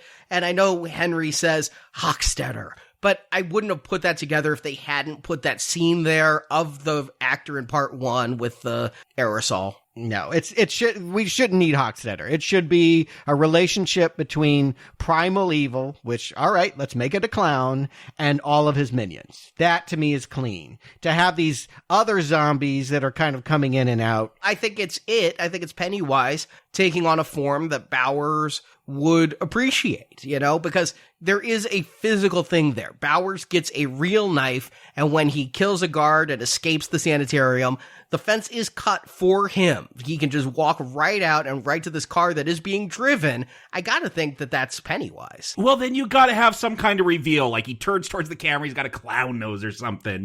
If that is your point, then make it explicit. And that was a source of contention, I remember, for me in The Shining. I remember there's a scene where Wendy has thrown Jack in the freezer, and I'm like, this is a psychological drama about a man that has gone cabin fever crazy and now wants to kill his family, but somebody let him out. And you can't have a psychological interpretation because some ghost had to undo that lock. You have to believe in the supernatural. And here is, in my mind, makes it too easy for this guy to escape, to magically give him the knife, to magically cut the fence, to magically have a Trans Am that will take him down to Derry. All of that feels not good and not psychologically set up. I would have preferred if the character had figured out his own way to bust out. But it's a magic clown and it'll do what it needs. Hey, we don't get a bad doghead Pennywise, at least. Yeah, we get a guard looking at a dog on his phone. I think that was a joke on the TV movie, that there's some dog like working on a laptop, which is, half the videos on YouTube these days. Because usually that's cats. Like, that is the territory of cats on YouTube, to play keyboards and computers. You never see dogs doing it, so it feels like it's got to be a reference. There definitely will be some references we'll talk about to the 90 movie. And I mentioned last time, I felt like sometimes Muschietti was in the shadow of that movie, and we reviewed it, so I didn't understand why he felt beholden to it. But in an interview, Doberman did say that he refused to go back, but he remembered being scared by it as a child, and he knew people held it in esteem. He didn't want to go back and ruin his memories of it, but some of the stuff from it they felt they had to include, which is again why I think they gave Skarsgård such a big forehead, is to make him look more like the Curry clown. And I gotta say, when we do see him at that beginning scene and throughout the film, it looks like the makeup is cracking. Again, I'm wondering, is this a weakened Pennywise because he was defeated 27 years ago? Is that why he's building an undead army? So many questions.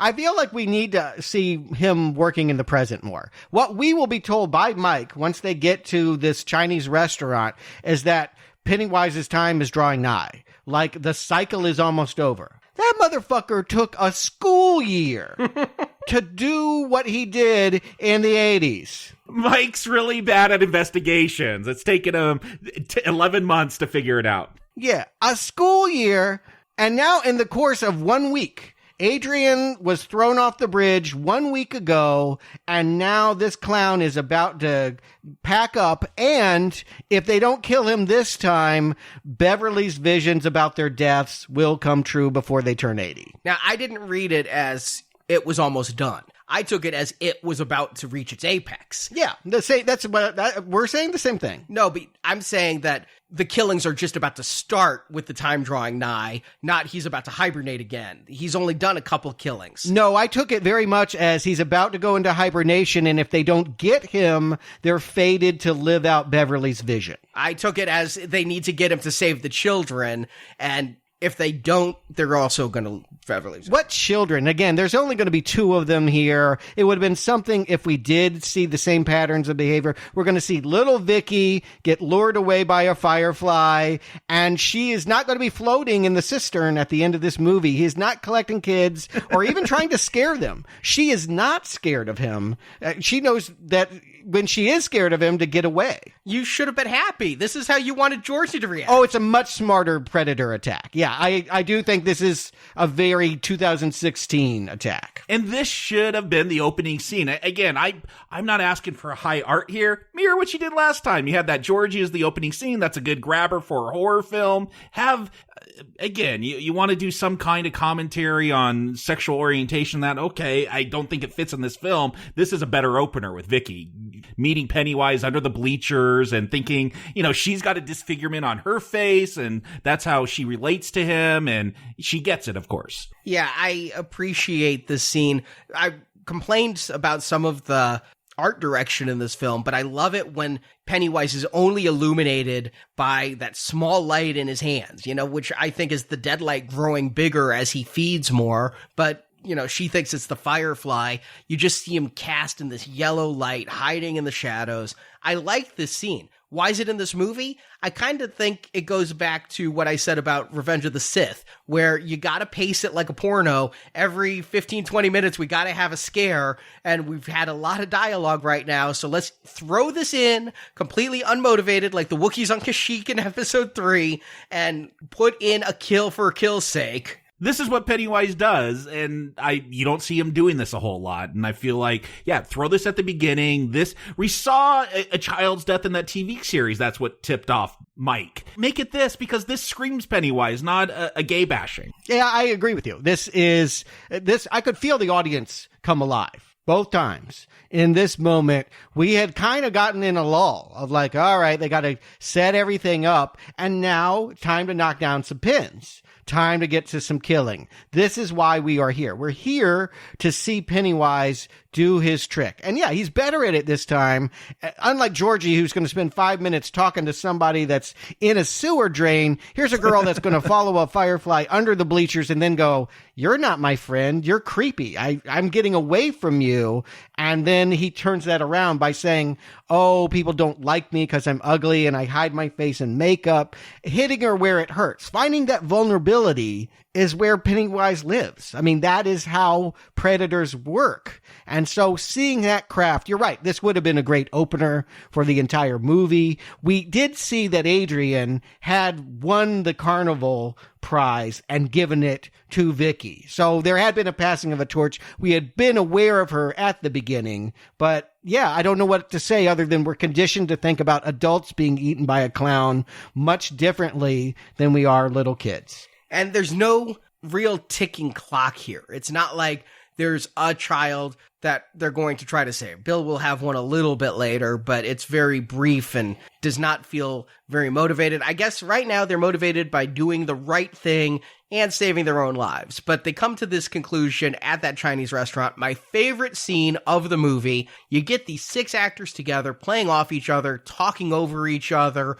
Bill Hader giving great lines like, "You two look amazing. What the fuck happened to me?" I mean, I'm laughing, I'm smiling. I feel like these people are friends, even if I don't feel all of them are the little kids grown up. Here's the problem I have. I agree, Hader enlivens the material. He'll literally say that later when he actually comes out of the dark and spooks them all by saying, "Does it float? Remember that clown used to do that? Ha ha ha." Why are you mocking what we've come here to do?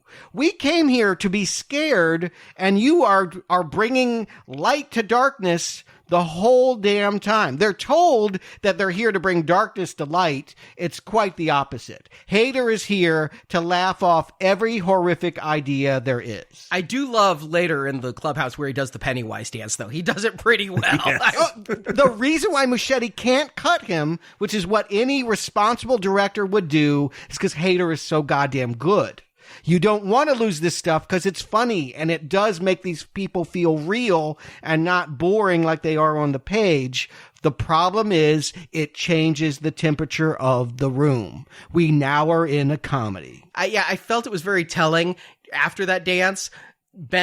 Richie's like, "Just trying to bring some levity to this. I guess I'll go fuck myself." You know, I kind of feel like that might be the direction he was given, is dial it back. I guess I'll go fuck myself. Why do you think he was given that direction? I see no example of that. That if they've dialed him back, I can't imagine the hours of additional footage he must be in, Jar Jar-like, busting in through every scene to go, "Squeeze me." Please, sir. He did nothing Jar Jar-like. He never went that low. But I feel like when we get to this Chinese restaurant, yeah, if you want drama, maybe I don't know what's going on with James McAvoy in this film. Bad few months while filming it. I don't know. He doesn't bring much. He was being told that he had to go back for Dark Phoenix reshoots. If I was McAvoy, I wouldn't be too happy either. Yeah, maybe that was the problem. But I do feel like it is the Richie and Eddie show. And I mean, maybe that's on purpose because of a revelation that will come at the end of this. But yeah, I feel like they kind of steal the scenes they're in with their childlike bickering and jokes. 2 things. I think it's 2 things. 1, Hader is so good they won't cut any bit that he does. And 2, McAvoy, Chastain, and the Kiwi are so uninteresting, we don't ever want to watch their story. I'll give Chastain a compliment here. I like her in this movie, what little she has to do.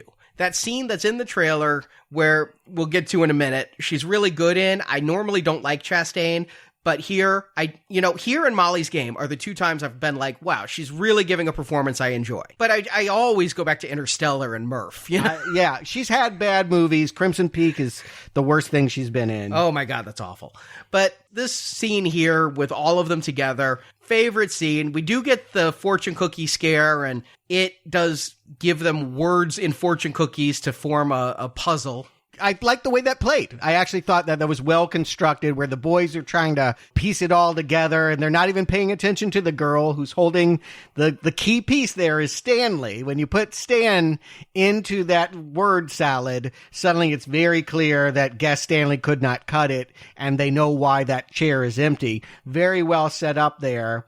And I think original to this movie, I don't remember the book laying it out in that way. No, not like that. Yeah, they do the fortune cookie stuff. And I gotta say, that first one that comes out could be on the cover of an Ann Getty's calendar. Remember they used to like those shriveled little babies? Yes! Like they come out of rosebuds. People thought that was cute. Oh, my sister had tons of Ann Getty's posters, yeah. Yeah, I mean, like, like in a different decade, if this were 1999 and not 2016, people would have been applauding. I do love the eyeball, because they did the eyeball in the last movie. Here they do it so much better. But the CGI in this film, can we agree it's wholly unbelievable? Ooh.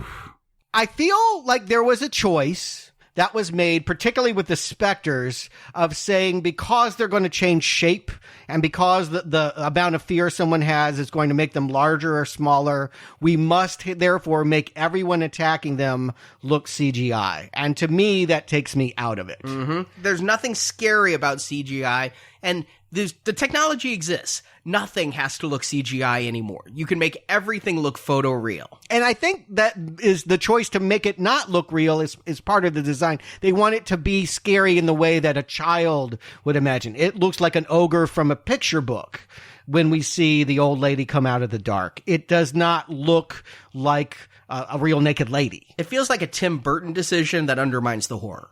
Yeah, like when that eyeball comes out, I'm like, ooh, that's CGI. Like that's gotta be a choice to make it look, I don't know. It's just, it's not photorealistic. It's not what they could do today. And then, of course, Hader is like, my fortune cookie is looking at me. Again, we have lost the idea that this moment is supposed to be scary. It is funny. It ends on a, I'll have what she's having joke. I mean, like, can we have a check?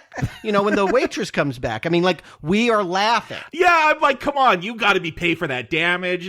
That waitress is just very nonchalant about Mike sitting there smashing the table. And then the little kid that comes in and recites the line from his stand-up that he should know, but because he doesn't write his own material, he doesn't. Again, all of this feels like, again, jokes. Why are you writing jokes when you should be creating scares? Oh, I like that moment because he takes it as a threat. And they're so freaked out by what happened in their little private dining room. Yeah, he doesn't get that he's saying a line, and he takes it as a threat and starts screaming at him.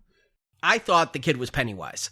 I thought for sure that it was like faking him out. But no, this kid, like the way we were set up with little Ricky with the mole on her face, with the stuffed animal at the beginning, here we're being set up with this kid. He's going to come back and be killed later too. Yeah, Dean is his name. He actually lives in the house that Bill lived in 1989. And this ends our Chinese dinner scene, and we will never have a scene with the six of them together again, having conversations and things like this.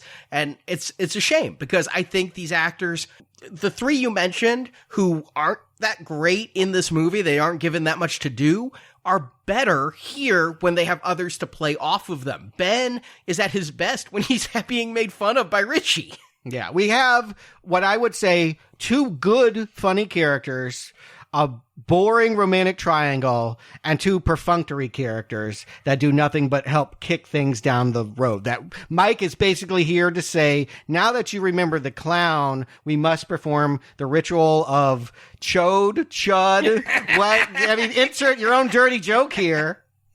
Chud, do they bud the chud later on? I mean, crud, there's so many. And then, it ends up being what looks like a lampshade from Leatherface's home. That's a Native, it's because it looks like a teepee, it makes it Native American? Was it an urn? Was it a jug? Who would make an urn where the hole is so small? What could you put in it? Ashes? I mean, ashes are small in an urn. But if they're supposed to get artifacts and cram that shit in, good thing he didn't use silver to put in there. I'm like, how's he going to get the bike in that? I thought he was. I'm like, how is he going to get the bike in there? Is he going to take the chain off and just sacrifice the chain? I thought the same thing. The millennials I was with, one of them was like, yeah, I read the book a long time ago. I love it. Afterwards, he's like, did all that stuff with the Native Americans happen in the book? He had repressed it. He had put that out of his mind because it's very unsatisfying. So that is in the book, because I was thinking Pet Cemetery, because I know they do some Indian stuff there. It's worse in the book because it's a bunch of white kids sitting around going, I know what them Indians do. Let's make our own sweat lodge. They don't even get it from actual Native Americans. They just fake it. Yeah, instead instead we're expected to believe the character that never left the town did like go to a tent just outside city limits, do a little hash, and see the comet descend. Wouldn't these Native Americans like move further away if they had this whole history of fighting Pennywise? Like, get out of the state. They have the whole goddamn America. Let's just like put it in perspective. No. They have a few reservations. No, I mean, the Indians had the West. They could have moved anywhere if they realized there was an evil in these grounds. If this were another Pet Cemetery kind of scenario, unless they were guarding it or trying to keep it corralled, that's a different thing. But the way that it's portrayed is in Tim Burton stop motion fashion, it came to them as a giant eagle that tried to bite them, and they stood around and threw stuff in this lampshade, and, well, Mike would have you believe that that stopped them. But if it stopped him, why is he still out there? Right. And how did he get the lampshade? And if he cut the fourth panel that showed that they died, who made that fourth panel if they all died? And then what did he put in its place? Did he like take up sewing and leather work in order to patch this thing up? I mean, I don't need to point out how ridiculous this has become by hour one. Well, I do think we later on just see him scraping it out. Like, I guess he just kept that side to himself the whole time. But yeah, in the book, the Native Americans did flee. But did the natives leave it blank so they could carve like the results of their fight with Pennywise? Yeah, and that they can clearly show their own failure as tentacles come out and stab them. Now, it should be said, maybe some of this is hallucination because Mike has slipped Bill some roots with properties in his water, and so he's tripping. Yeah, but the lampshade, as you call it, is still there after the trip is done. But yes, this is where they go to the library and they set up this whole ritual of Chud, and I'm like, wow, you're really doing it. You're really going the book route. Okay, I can kind of go with that. I'm expecting the turtle at this point. I was wondering. I honestly thought they might go with the turtle. I actually think you need the turtle, but we'll get there.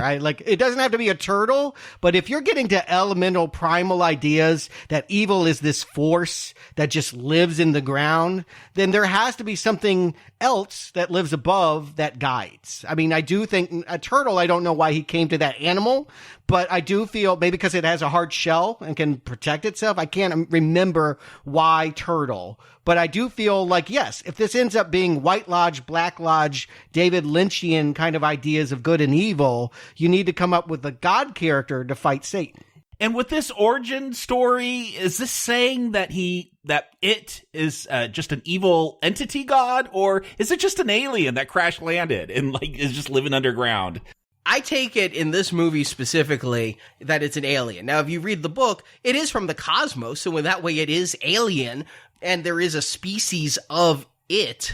It's interesting to me it's portrayed as a trinity. You know, and I know that King has his issues about fundamental religion and what have you. He tends to show preachers and religious folks as hypocrites and part of the evil. But it's three lights. The dead lights are a swirl of three lights that are there from the beginning. If you actually watch the Warner Brothers logo and the New Line logo, it's swirling around them is the first thing we see as we get into the movie. It was in the last movie when Beverly looked into the maw. There were those three lights at the end of it, which works so much better than a spider rearing up with headlights on its belly. Yes. Right. So it's the inverse of what we think. We usually think of the lights as being good and darkness being evil. And what we're told is this light, these three lights, are a false promise of good. It's actually the evil, and we need to bring darkness to it, which is a strange idea. If these characters have repressed things, you usually think of coming to light as a metaphor for digging up old stuff and you know, coming to terms with it. I mean, that's healing, right? Is bringing things to light, not letting them fester in the dark, is how I think about good things happening. But we are told quite the opposite. Which I don't necessarily mind because of the Deadlights thing and what is its real form. But yeah, to Jacob's question, here I think it is a evil space alien, and it's John Carpenter's The Thing. We are going to literally get a scene from The Thing in this film. I couldn't believe it. Yeah. And that's where Bill Hader actually told Muschietti, I have to say, you've got to be fucking kidding me, because that's the line from The Thing. We're going to make it an homage, because otherwise people are going to say it's a ripoff. Yeah, I actually think there's a lot that they do. Well, let's face it, it's the right instinct. If the original was going to bring up old Universal monsters like the werewolf and the mummy, like that worked in the 50s and 60s, and, you know, so what were the things that scared us in the 80s? I do think this movie could have actually spent more time repackaging those frights. What scared me in the 80s were stories that meandered and never got anywhere, like this hunt for artifacts. Yeah, this is a real mistake. This is the video game journey, right? Like, each character's got to find an object. Yes! And they start together because Stan's dead. They go to this clubhouse that they never had. This is the retcon, yeah, that there's an underground bunker that Ben built as a child that they just hung out at all the time. We saw him take them to his room with the New Kids on the Block poster behind the door that had on the wall all the information that he'd be in mess. This is where he spends his time and did all his work. There was no clubhouse. This is bullshit. He was in the library the whole summer. Like, the librarian even made fun of him for that. Yeah, I don't like this choice. I don't like the idea and all of it. The fact that they walk there, they all have nice cars and they all walk there like they did as they were kids. And then he just falls through the ground. Like, just, again, more comic pratfalling, like all of this setup of the clubhouse. The fact that Stan's token is going to be shower caps because they were afraid of spiders. Well, it, in the book, was a big spider, so... Yeah, I thought that was the joke. I think that's one way I read it, is it's a protection from it. My confidence is waning. Let me put it this way. First half hour, totally with the movie. Believe they're going to do original new things with the material. Hour one, Chode is spoken of, and I'm now feeling like, oh no. They're going to... Like, I'm with Eddie here. Wait, we're all going to break up? Like, the power is clearly together, and they'll say that. We need to come together at the end, but because they had a fight in the middle of summer, they need to relive that by all breaking up and finding their individual talisman, which sometimes will be a source of strength and sometimes will be a source of pain. This is all bad. And what they find is arbitrary. It seems like they just need to find something. Right. And it could have been a hair barrette. I mean, it could have been anything from my life at all, because like some of it is like yearbook stuff and stuff that's sentimental and mean things. And some of it are representations of bad things, like the inhaler. And that inhaler isn't his old inhaler from when he was a kid. He goes to the pharmacy, gets a new inhaler. I mean, whatever. Mike is going to just use her bloody rock that he still has. We never even see him get the bloody rock because Mike is so unimportant, but Mike is the one who sets them all off on this fool's errand that's going to take an hour of this movie because this shit doesn't even work. Yeah, this is somewhere Shyamalan is laughing. He's like, you know, you made fun of my lady in the water, but the guy I ripped off wasn't so great at this either. I mean, this is just frustrating when we find out it's a ruse. If this had meant something, but this is going to give us everybody's individual arc. Everyone has to go face their private torment. I wish that Muschietti and Doberman had come up with a way to do it that felt organic instead of felt like a series of webisodes, really. Yeah, this is where we're going to get our scares, or at least our it moments, which, look, that's what I want in a horror film about a shape-shifting clown. Like, I want the scares, I want the gore, I want that kind of stuff. But yeah, the way we get here is very awkward. You know, I felt like we were getting through all that TV miniseries that second night real quick in this movie, but that's because they just took all those scares that really prolonged that first act and threw them for the second hour here. They just shifted things around. Look, there's a reason why the first teaser I saw for it is Beverly coming back to her house. Some of this stuff is good. Some of this, when they don't have Bill Hader making fun of it, like, it's actually creepy and good and where this movie should live more often. It's creepy because it's an old lady, but then she starts doing her, like, dances in the background, and people are laughing. We are in a comedy at this point. But it is scary funny that you have... Is it scary? I don't even understand these little jigs that she's doing in the background. Well, it's supposed to be like the Pennywise dance, and that is an actual 85-year-old lady who is actually naked. No, I wouldn't have guessed that. And she's been a minor actress her whole life. She's like, this is the first time anyone ever asked for a nude scene. Take that, Lin Shaye. Boy, she's auditioning for The Visit too. Shyamalan, give me a call. I can do sundowning better than anybody. But the thought of an 85-year-old woman naked is creepy. Apologies if that sounds ageist, but nobody wants to see that other than 85-year-old men in horny nursing homes. And so this is a creepy scene. I like the flashback. This is one of my favorite flashbacks. Young Beverly with her father, who's there, and it is again driving home the creepiness from the first one, that he's molesting her. He sprays her with mom's perfume. Yeah, he says, you look just like mom, and yeah. This was a little Leland Palmer, right? Like, I really felt like, okay, Machete, dial this back. I know you watched Twin Peaks. Yeah, it was, but by the same token, when they were home alone together, what did that father have to hide with the daughter he was raping? I mean, he doesn't have to be subtle when they're alone. I feel like Machete is imitating and not innovating, is what I'm really saying. And maybe it works to the advantage because Twin Peaks was 89, 90. I mean, that was when it was like all of these things you can say he's stealing from period accurate. When he's doing the thing, when he's doing Twin Peaks, when the clown has the tentacle that swirls around the guy, just like the clown in Poltergeist did, I go, well, those are moments I remember from my childhood from that time period. And yeah, so I'm definitely with that. I'm a little bit disappointed that all of the music in this is from 89. Only in the flashbacks do we get the stuff. I'm like, I wondered, because they used music so effectively in the original. I was like, so are we going to get Justin Timberlake Can't Stop the Feeling or Halsey's Closer? I mean, what were we going to get as music in the present? Are those 2016 hits? Those are 2016 hits. Yeah, I feel like they don't understand anything about today. For one, how can highly successful people disappear for 24 hours and not get a text or a phone call?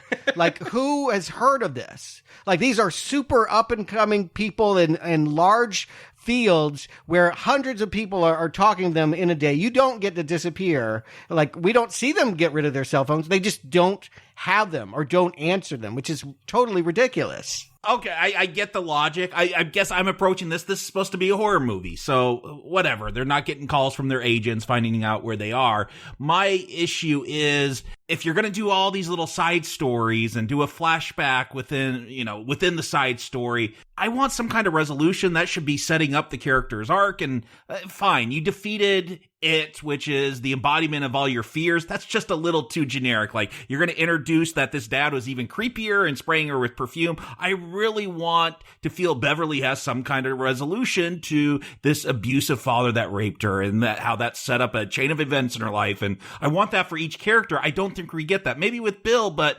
it just feels like, okay, here's a moment to do some really laughable CGI with this old woman. Like, the audience was cracking up. I'm like, wow, that's what they're going to do with her? Turn her into a giant with mouths in her neck? It was Gollum, right? It was Smeagol she turned into. Yeah. Smeagol with tits. Yeah, again, the choice to do CGI meant that they were going for artificial, almost childlike visions of monsters. And again, it had 3 mouths, that trinity. We'll see 3 as a repetitious number many, many times. They're linking that with evil.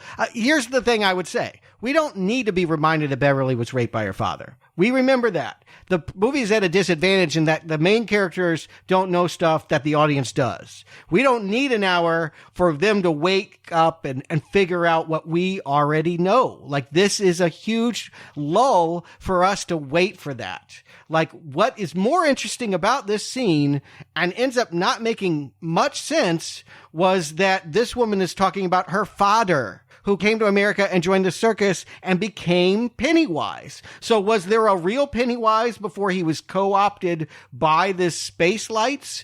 And what did that look like? Why aren't we finding out things about Pennywise? Well, yeah, why did he possess this person? Why are we finding out things we already know about these trauma victims? And Machete did speak to this during an interview.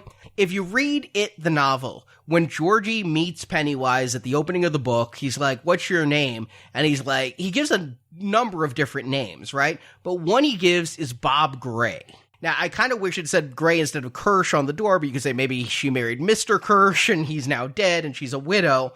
But Bob Gray is never explored by King. And what Machete said is he wants to kind of explore some of this. Was Bob Gray a real person? Oh, chapter 3. Yeah, the prequel that they're going to do. Yeah. They've teased it. Okay. Did Bob Gray play a clown? Did it learn that clowns attracted children? So it became Bob Gray as bait. You know, is this the origin story of it? It seems that way. We get to see Bob Gray or Pennywise without the makeup on, Bill Skarsgård, and then tearing his face off while putting makeup on. Now, let me ask, you were so high on him last time. Are you loving Skarsgård in this movie? I'm liking him in this movie, but I've lost some of my enamored bits because I feel he's not given the good stuff to do in this movie. No, it all goes to the CGI. Yeah. When he's with the little girl, I love Skarsgård in this movie. His best scene. For the rest of this film, I feel like what he's given to do is insufficient. Why isn't he killing them? They're separated. Why is he just booga booga? Yeah, I think that's fair. I think that, yes, even though I wanted him to dial it down, I didn't want him removed from the story. And here, yeah, you're right. It's a tease for things I want answers to. I don't want to wait for some sequel. I feel like chapter 2 could be about these characters. They're finding about themselves as they find out about it. But the audience is hungry for new information. They don't want to be retold what they already were told 2 years ago in the first movie. So with the fact that there's this Bob Gray, now when Beverly gets out of the house, and the transitions here are very weird to me. I'm not quite sure how we go from the old Gollum to in a cellar with a clown to back outside and then realizing, oh, the house was condemned all along. Nobody ever lived there. So maybe this is just Pennywise teasing himself. Maybe this isn't a Bob Gray situation, but that's what Muschietti was thinking when he did this. It's like the whole town is Silent Hill. I think Derry has become Pennywise. Like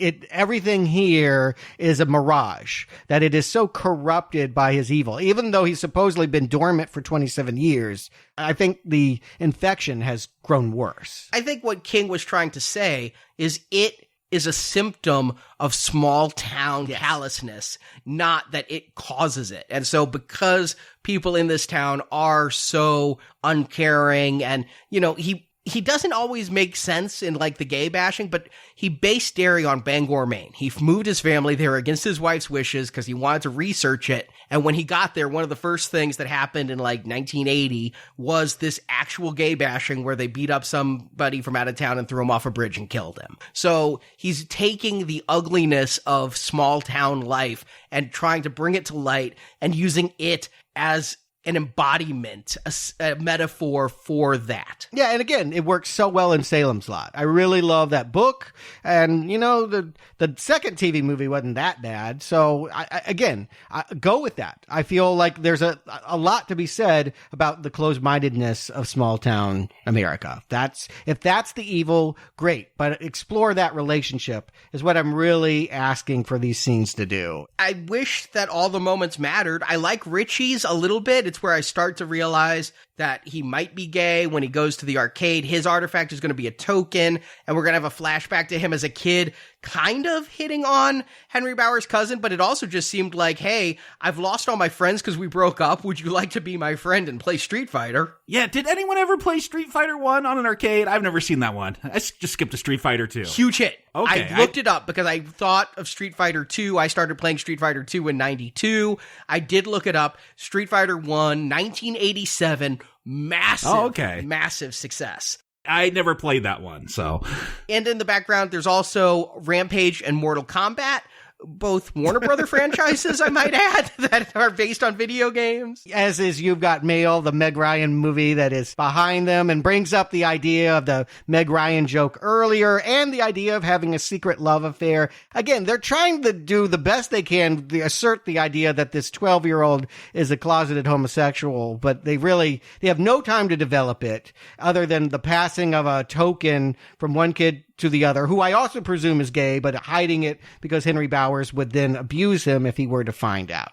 When I saw them as kids, I'm like, well, doesn't he just want a friend to play this game with? But then when we cut back to older Richie and Pennywise is like, I know your secret. I'm like, okay. And then they're going to make it even more explicit by making the homosexual gay bashing victim walk by as a zombie and hand him a flyer, I guess, for his own funeral.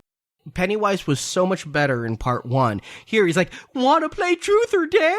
But you're not going to take truth because of your secret. It's like, oh boy, yeah, he's gay. Can't he tell the clown he's gay? I mean, really, was the clown going to out him? I did think that song was hysterical. I know your dirty secret. Like when he's floating down in there, I'm like, yeah, this is some bad Broadway show that would close after 2 nights. But I kind of love this because it's so tacky. Where's Ethel Merman? And then he runs to this park, and it's in the book, but that doesn't mean you should translate it to the screen when a giant Paul Bunyan statue comes after you.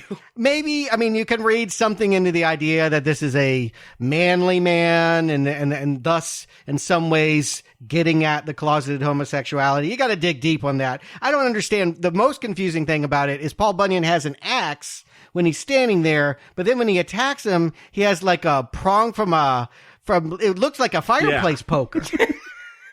I don't understand that choice. But there's so much I don't understand at this point, why the color scheme suddenly becomes aviator palette. All of it's so bizarre. That's what I was talking about specifically, where it goes red, blue, red, blue. Maybe the poker is phallic and axe isn't phallic?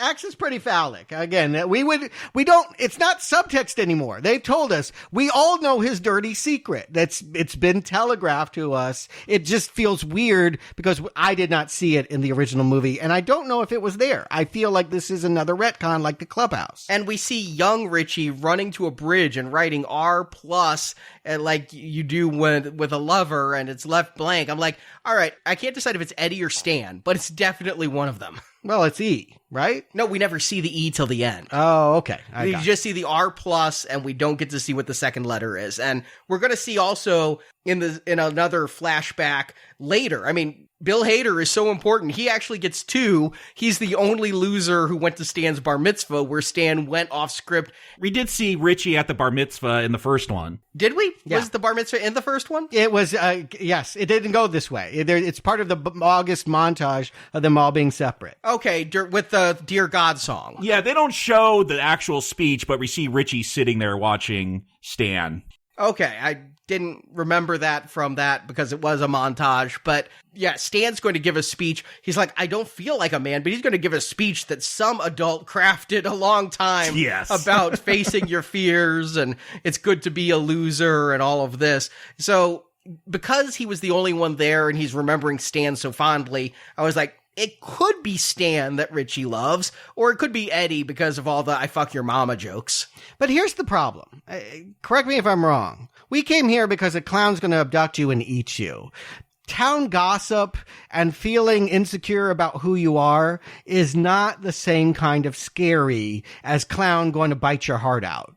No, or your dad raping you. And we will have scene after scene of these people remembering traumatic things. No doubt they hurt and they have stayed with them those 27 years. I'm not minimizing the trauma. I'm saying it's not scary for the audience. And I mean, Bill probably has the biggest trauma. He has the dead brother. It's a King motif again and again.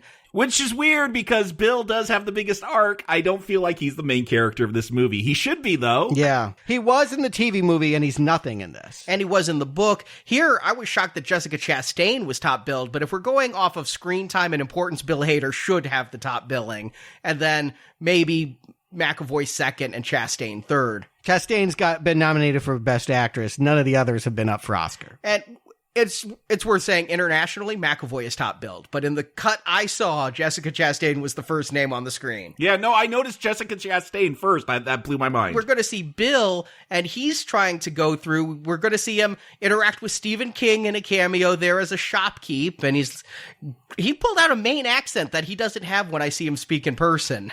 Yeah, here's the thing. He's become a better actor. When I think about Creepshow and I see this performance, I think, oh, he's very sly and funny. But it makes me sad when he brings up the ending bit again. He's in on the joke. And thus, this is not going to go in a radically different direction. It confirms to me at this point that the director is aligned with King, that these people are wrong, that his endings are bad. They're not bad. They need to just be done with much more sentimentality. I think that the director had a conversation with King because, I mean, Doberman and Muschietti both said what King wrote is unfilmable. Yeah. I mean, what you have to understand, Jacob, you haven't read the book, is No. Bill and Pennywise have a psychic fight where Bill's astral form is sucked into space, and he has to bite Pennywise's tongue psychically. Is that why Pennywise has a big tongue later on in this film? I feel like there's a lot of tongue stuff. That is unfilmable. I mean, I can't imagine a Doctor Strange with the astral projection where Benedict Cumberbatch has to bite Dormammu's tongue. I think that is the ending to Ang Lee's Hulk. I mean, I remember somebody biting into an electrical cord. But yeah, it is unfilmable, and I think that King has obviously read the reviews that say his endings suck, so he isn't on the joke, but they can't stick to the exact ending from that book. What works on the page in a very Cthulhu-like fashion of this unseeable monstrosity, because, I mean, if you read the book, it isn't really a spider. It is something so horrid that the closest their minds can interpret it as is a spider. Yeah, that's Lovecraft. You never can see the evil. If you see the evil, you go insane. No one can describe. In fact, Lovecraft will use words that intentionally obscure the monster. Like it's unknowable, unseeable, undefinable. And Tom in the book dies by looking at it and not being able to handle its true form. Again, very Cthulhu, very Lovecraft. Yeah, and there aren't many good Lovecraft movies, and the reason is because they are so literate, and that is why you need to just come up with your own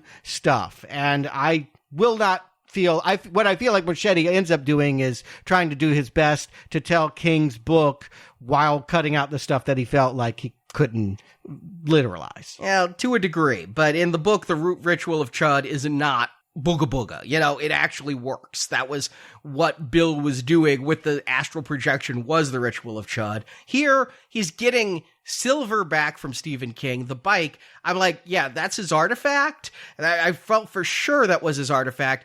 And I felt for sure the wife had to be coming to town because King is like, it may not ride. And Bill's like, it's fast enough to beat the devil. So this bike's going to be important, right? No. Yeah, why do that? Why, like, we'll see him get on that bike and they'll have the swell of Steven Spielbergian music. Why not just cut to that? Why cut to him, like, falling off a rusty bike and making another joke? Why do that? And this should tell you right there, this isn't all Hader at work. There is humor intrinsically in this. I do think the script called to Hader. Hader didn't just turn this into the comedy it is. But the bike is so unnecessary, you could cut it entirely, because the real point is he's going to go to his old house and see that the kid that Richie yelled at the Chinese restaurant now lives in his old house and is coming out with a skateboard. He's going to flash back to Georgie coming out of the house with the boat. And he's going to call down into that sewer, and he's going to get that boat back. That's what you do. Like, Stephen King, sorry, you're fired. We don't need Silver. We don't need to go to the antique shop. All we really need for this character to do was to return to the site of his incredible guilt, which is that his brother died at this particular sewer drain. And you can't cut this King scene for two reasons. One, when he gets to the sewer, he's riding Silver. So you have to explain where Silver came from. And two, you don't cut King in a King movie. But it's a pointless diversion when he goes there. It is just all jokes. Having King there himself has got a big laugh out of my audience. You want comedy as a way of releasing the tension. Where is the tension in this movie? Mm-hmm. The directing hand has gotten so loose that, like, this thing is just flown. It's just, you feel like if this were still film, it would fly out of the reels. Like, it is not even feeding into the projector anymore. It's not only floating, it's floating away. And so, yeah, he yells at it, and Pennywise is going to show up. Why, Georgie? Because you weren't there to protect him. We're going to hint at another retcon here that they'll reveal at the end. And yeah, he's almost pulled into the sewer, but he gets the boat back out and has his artifact that does fit in the urn. I totally forgot he had that when they got to underground. I still thought he's going to have to go get Silver and bring it down. Yeah, I mean, I think that's right. I think that Georgie should still be the thing in his mind, and they probably should have done a better job. The reason why he can't write endings is because he never had closure on what happened to Georgie. Yet this movie should be about Bill dealing with his guilt with Georgie. Like, that should be the main overall arc, and that could project him as the leader of this group of people, and they're all background characters. I really feel like consolidate and focus. And no, there's no focus. There's a lot of fun CGI monsters if that's your thing. But yeah, if you want tight storytelling, this is not your movie. Here's the problem. He did have closure at the end of the film. He picked up that bolt gun and shot Georgie. Now, a character who would not acknowledge he died will literally kill him off. And that's it. Like, gone is trauma. No more guilt. So this is just phony. Unfortunately, they've created a phony argument for adult Bill. Yeah, Bill's arc here doesn't work because of the last movie. Well, because they're going to retcon it. Well, yeah, I'm tabling that. I'll honor the fact that they're going to take another hour to tell us the whole story of that. But here, more interesting to me, the thing I do like about this scene is the idea that there's a new kid living in the house who is like a Georgie. He's Dean, and he's, it's kind of interesting. The 80s have come back in fashion. So like today's kids kind of look like they did in the 80s in their own way. And here's a kid skateboarding. That was an 80s thing. I skateboarded in 89. Yeah, his jean jacket. He's got shades. While not looking like a facsimile, a waxwork of Georgie, he reminds us of a typical 80s kid in modern style. And how is this guy going to protect him if he couldn't save Georgie is a wonderful storyline for him. A much better story, I think, than going back to the flooded basement and reliving all of that boat trauma. And Dean, I feel bad for this kid. He goes out for some Chinese food with his parents. Some strange man grabs him and starts yelling at him. He wants to go skateboarding. A different strange man grabs him and starts yelling at him. That in its own way is subtly hysterical to me. I would have liked it if Dean showed up and every loser yelled at him.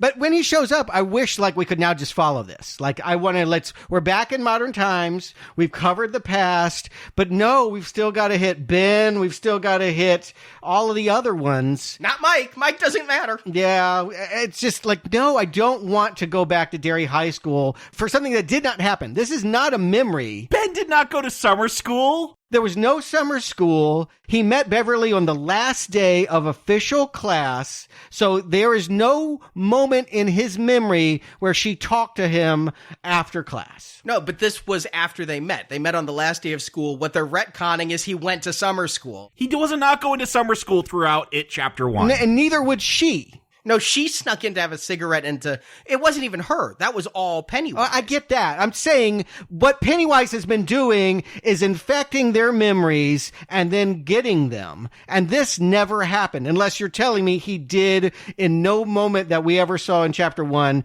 find time to go back to summer school. That's the only way I can read this is Ben is reliving a memory of a time it attacked him while the gang was separated. Who were the kids in the back? Just kids. We never noticed them before. Other students. I hate, this is my least favorite one. I hate it. And goddamn, if they're going to keep hitting that fiery winter hair poem, I do never need to hear about that goddamn poem again. And here she's going to chase him around with a flaming skull out of fucking Ghost Rider. I do really like that though. You do? Just that if you're going to have this poem so much, set the red hair on fire. Set the script on fire. This scene is cut.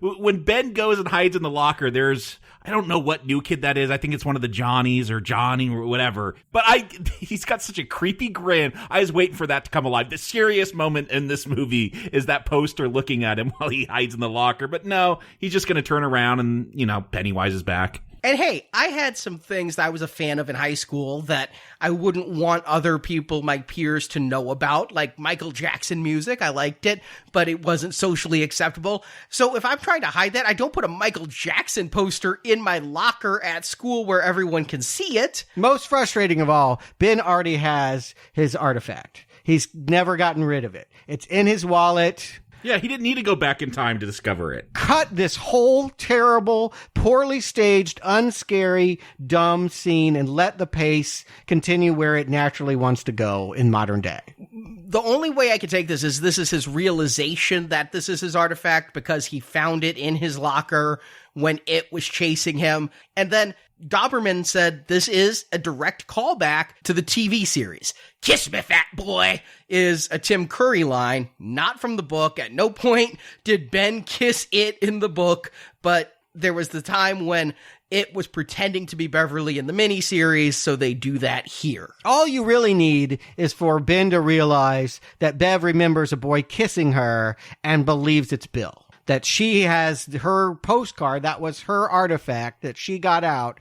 And she, in her hazy understanding of the past, believes that Bill, because she's been attracted to, she's, I think seen him as a savior in the past. Here's the thing. I don't remember her really being lovey-dovey with him in chapter 1. There was like one moment, but here we have a lot of flashbacks where they're making out and stuff. No, there were a couple moments. There was the moment at the bathtub and then the moment where they said goodbye and they had long looks and things, but I don't think we ever see them making out in a flashback. Here's the problem I'm having with Chastain and all of it is like, Arbev wanted to be a tomboy. She didn't want to be thought of as sexual, and I thought they downplayed that because she was being sexually abused. And now I'm supposed to believe that the whole time she was moony-eyed over this guy she kissed in the 3rd grade play. If you watched the last movie and watched the performance being given, Beverly was into Bill. A little. But it wasn't like this. And the idea that grown-up Bev, it seems wrong. This seems off as a choice. Yeah, especially since they're not addressing Beverly's marriage. Yeah, or Bill's. Mm-hmm.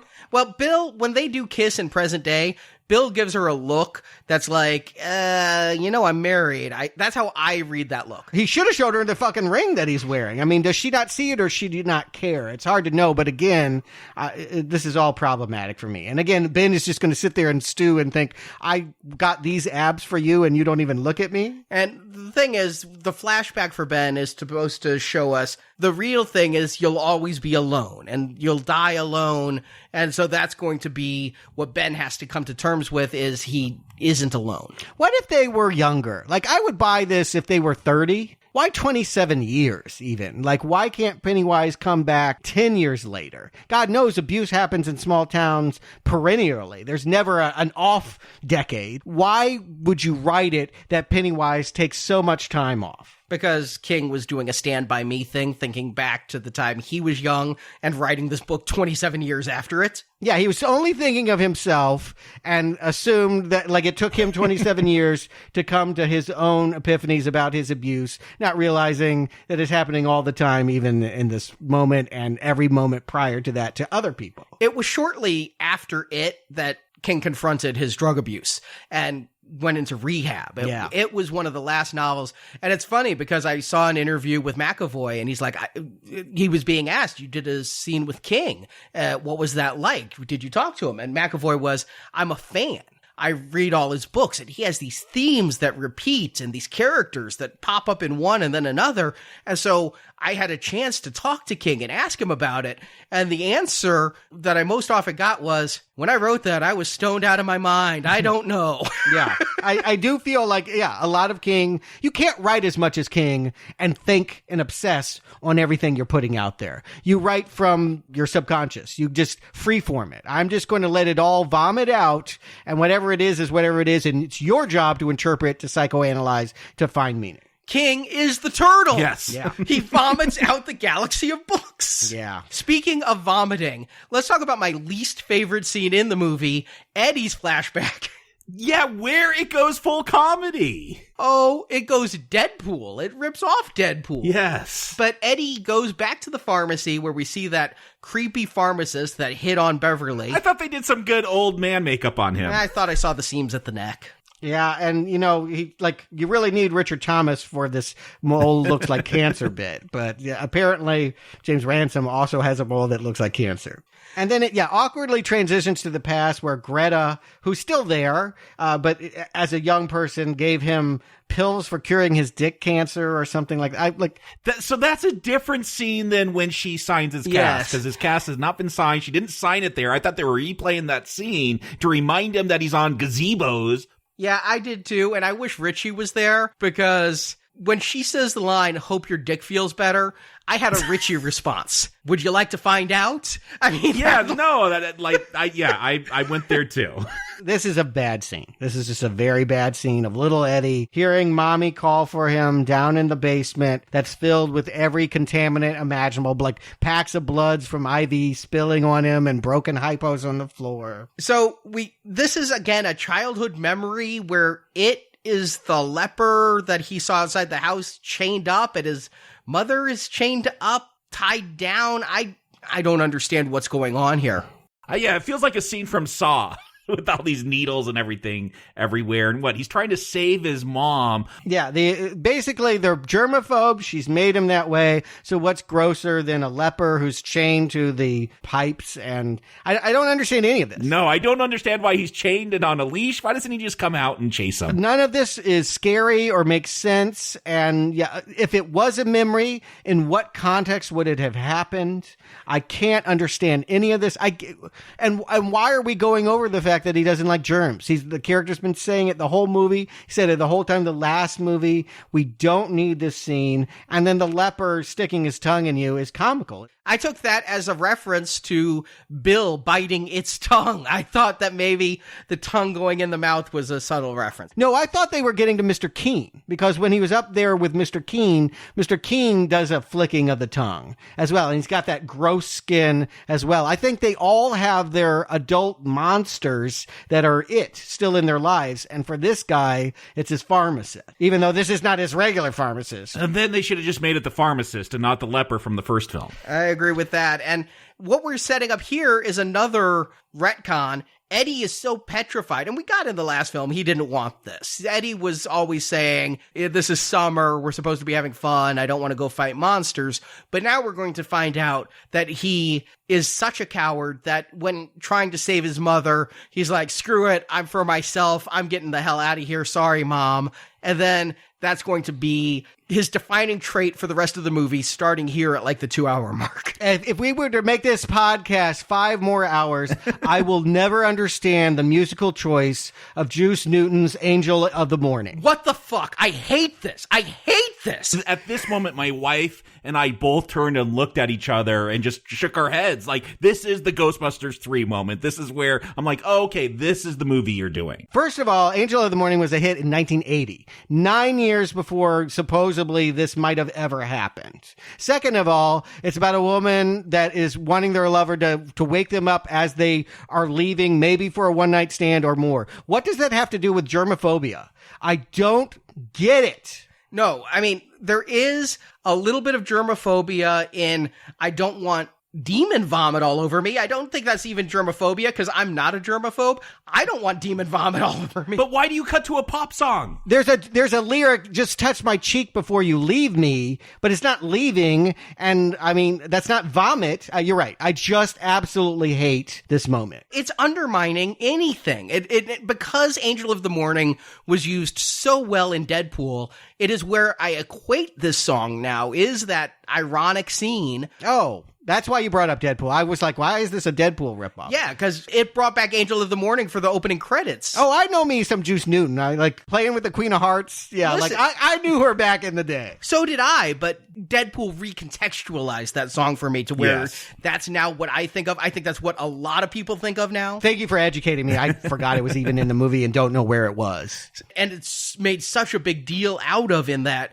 here that he's strangling a zombie, the zombie vomits, and it plays Angel of the Morning. I'm confused. I really, really do not understand this choice. It feels like the editor punking Machete. Like, does Machete even watching what I'm doing? I'm going to put Angel of the Morning in here and see if he fucking notices. How much better would this movie have been if it had cut from the little Dean running away from Bill to him coming into the funhouse? We would have been there 20 minutes earlier, and we wouldn't have had these last two gargantuanly awful scenes. What if they had a different reason for splitting up instead of this MacGuffin hunt that does not matter? Yeah, we really, like, the thing is, can they save the new kids? If new kids are the victim, that's the whole reason why they're doing it. They're not doing it for themselves. They all got away. They came back to stop a cycle of abuse. We should be focused on those victims, saving those victims. Dean represents that. I say go in that direction and stop mulling over their trauma, which we already understand. And so Bill runs into this funhouse.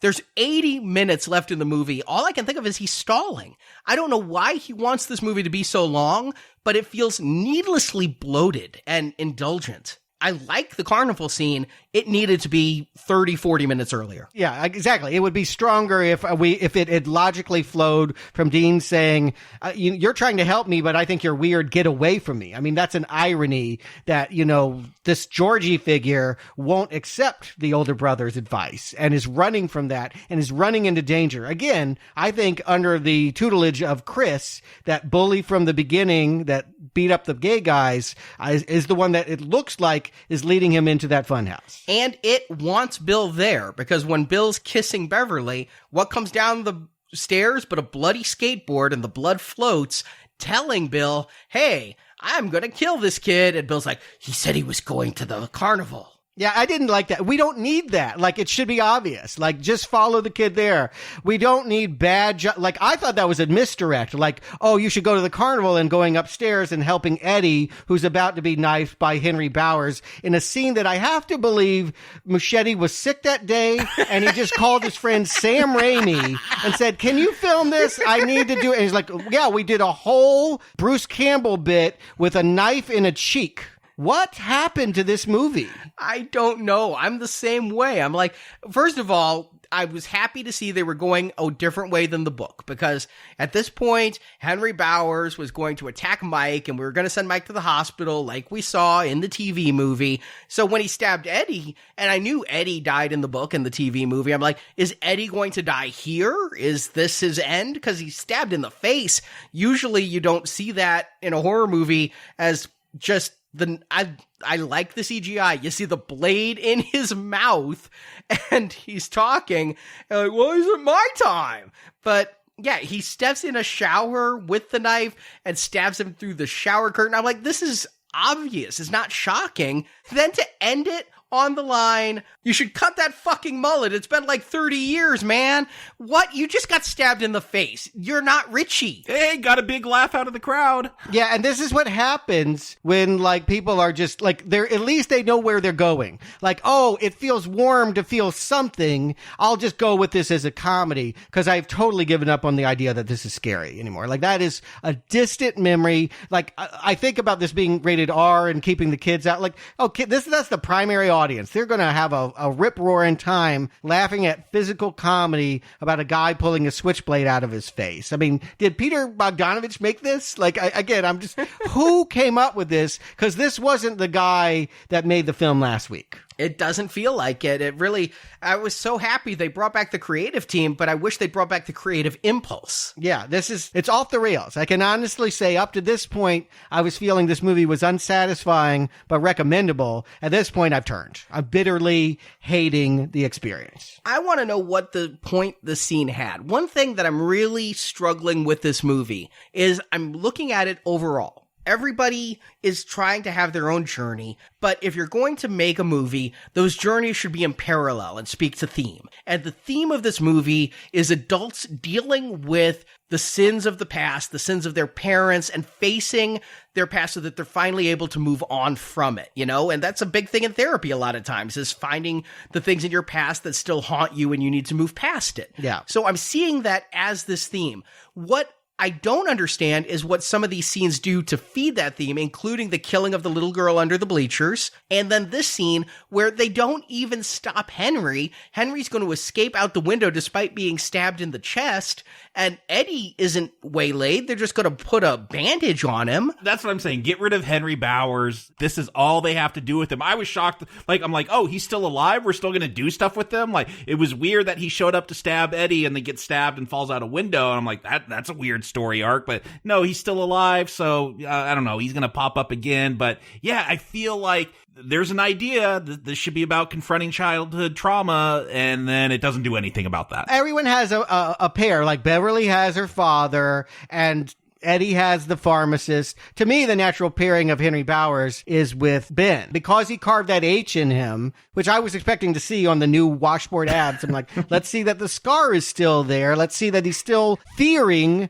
this guy. Ben never takes his shirt off, but I was going to stare at that nipple. Yeah, right. Or they should have given this to the Old Spice guy. Like, if that's like his. At any rate, my feeling is that, like, Henry Bowers only makes sense if he's threatening one of them. and they each have their one to deal with in order to process Pennywise and the trauma. But the fact is, he's an equal opportunity stabber, and he's going to later come at Mike in the library. So it really doesn't matter to him until he kills all the Losers Club. He is just a fake Pennywise. Now, pointless subplot, this is where Richie decides he's going to leave. Ben had gone up to get out of the screen so that he could convince Richie to stay, which we never see. He comes down saying Richie is staying. We see Richie run out the back door, drive off in his Mustang, but he doesn't leave town. This is where he has the flashback to Stan's bar mitzvah and then decides to come back. Guess what? Cut it all.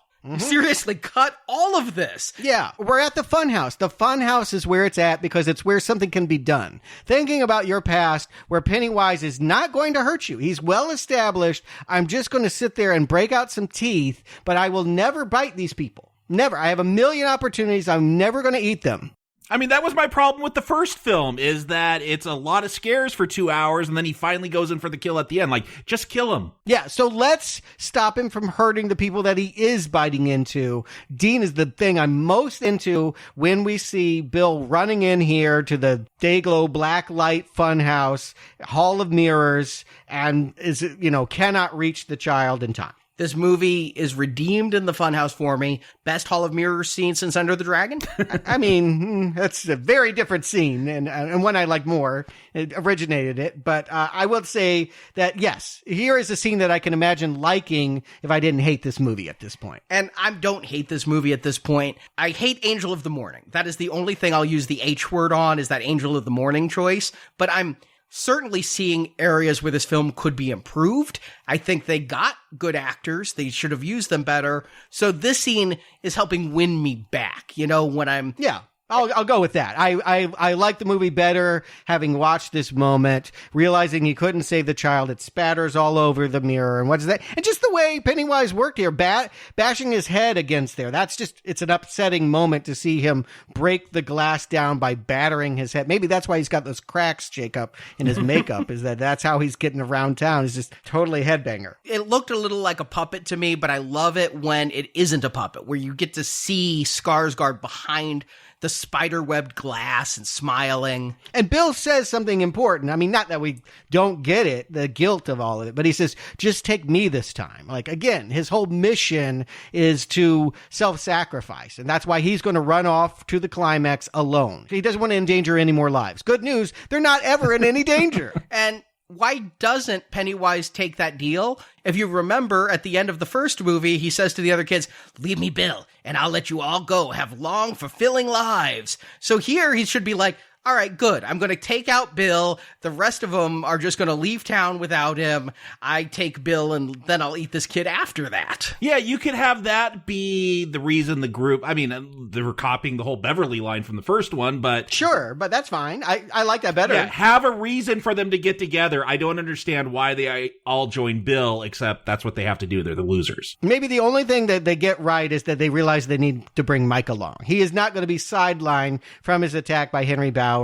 In fact, he is going to be saved by Richie, who gets a spare tomahawk lying around. No, it was in the cabinet. Oh, it was prominently set up in the first act, that tomahawk. Oh, yeah. Oh, I saw it. Yeah. Okay. No, I think it's funny, the idea that an actual tomahawk would be on display in a public library in that way, and they fall through the case. A lot, again, poor Mike is just so perfunctory here. His trauma is he literally gets one page in a book that pops out that he believes that his parents were crackheads. Oh, I knew that was fake. I'm like, no media corporation's going to put crackheads. Right. Like 2 crackheads burned to death. Like, I'm like, that is not a real headline.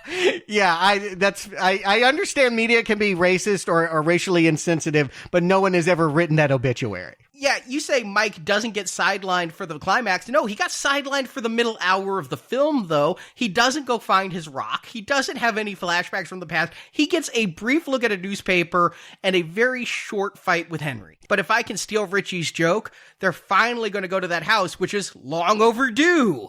Yeah, here's the thing. I'm so annoyed that they're going to redo this whole house thing, probably because it's taken so long to get here. If we would have got here at the 90-minute mark or something, then I'd be more tolerant. It has taken forever to get to this house, and now it just feels like, oh, we're just going to repeat stuff from the first film. But you should be happy. There's an hour left here. Yeah, it's stunning when I realize that. Because I have been keeping track of my watch and pacing this thing. I knew it was long, but I am just horrified that there is another hour of this to go. And the whole point of this house is to rip off The Thing. John Carpenter's version. Like, they're just going to do that head monster. No, they're also going to rip off A Nightmare on Elm Street 3 because Pennywise is going to carve words into Ben's stomach exactly like Freddy did to Joey in part 3. Yeah, not to mention there'll be a Pomeranian that turns into a monster. All hail Zool. I do feel like, it's 80s ideas of horror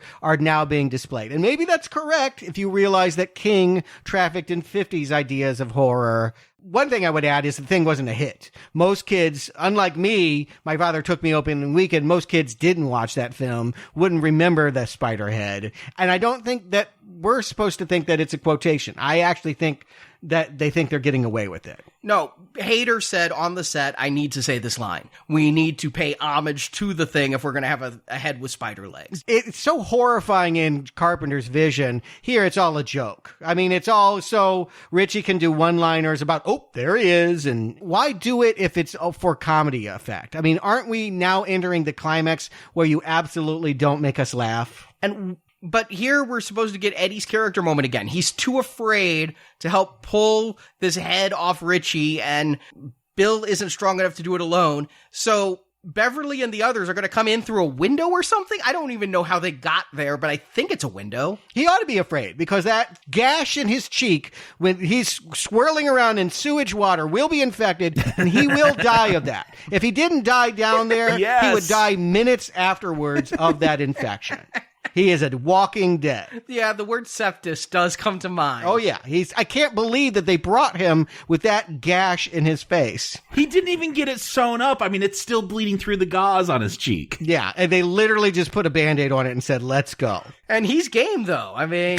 Why not? It's all a lark. It's all a comedy. You can do anything in this realm because it's Looney Tunes. And we're going to get this idea reinforced because they're going to go through the brown water. Smeagol is going to show up again and pull Beverly underwater.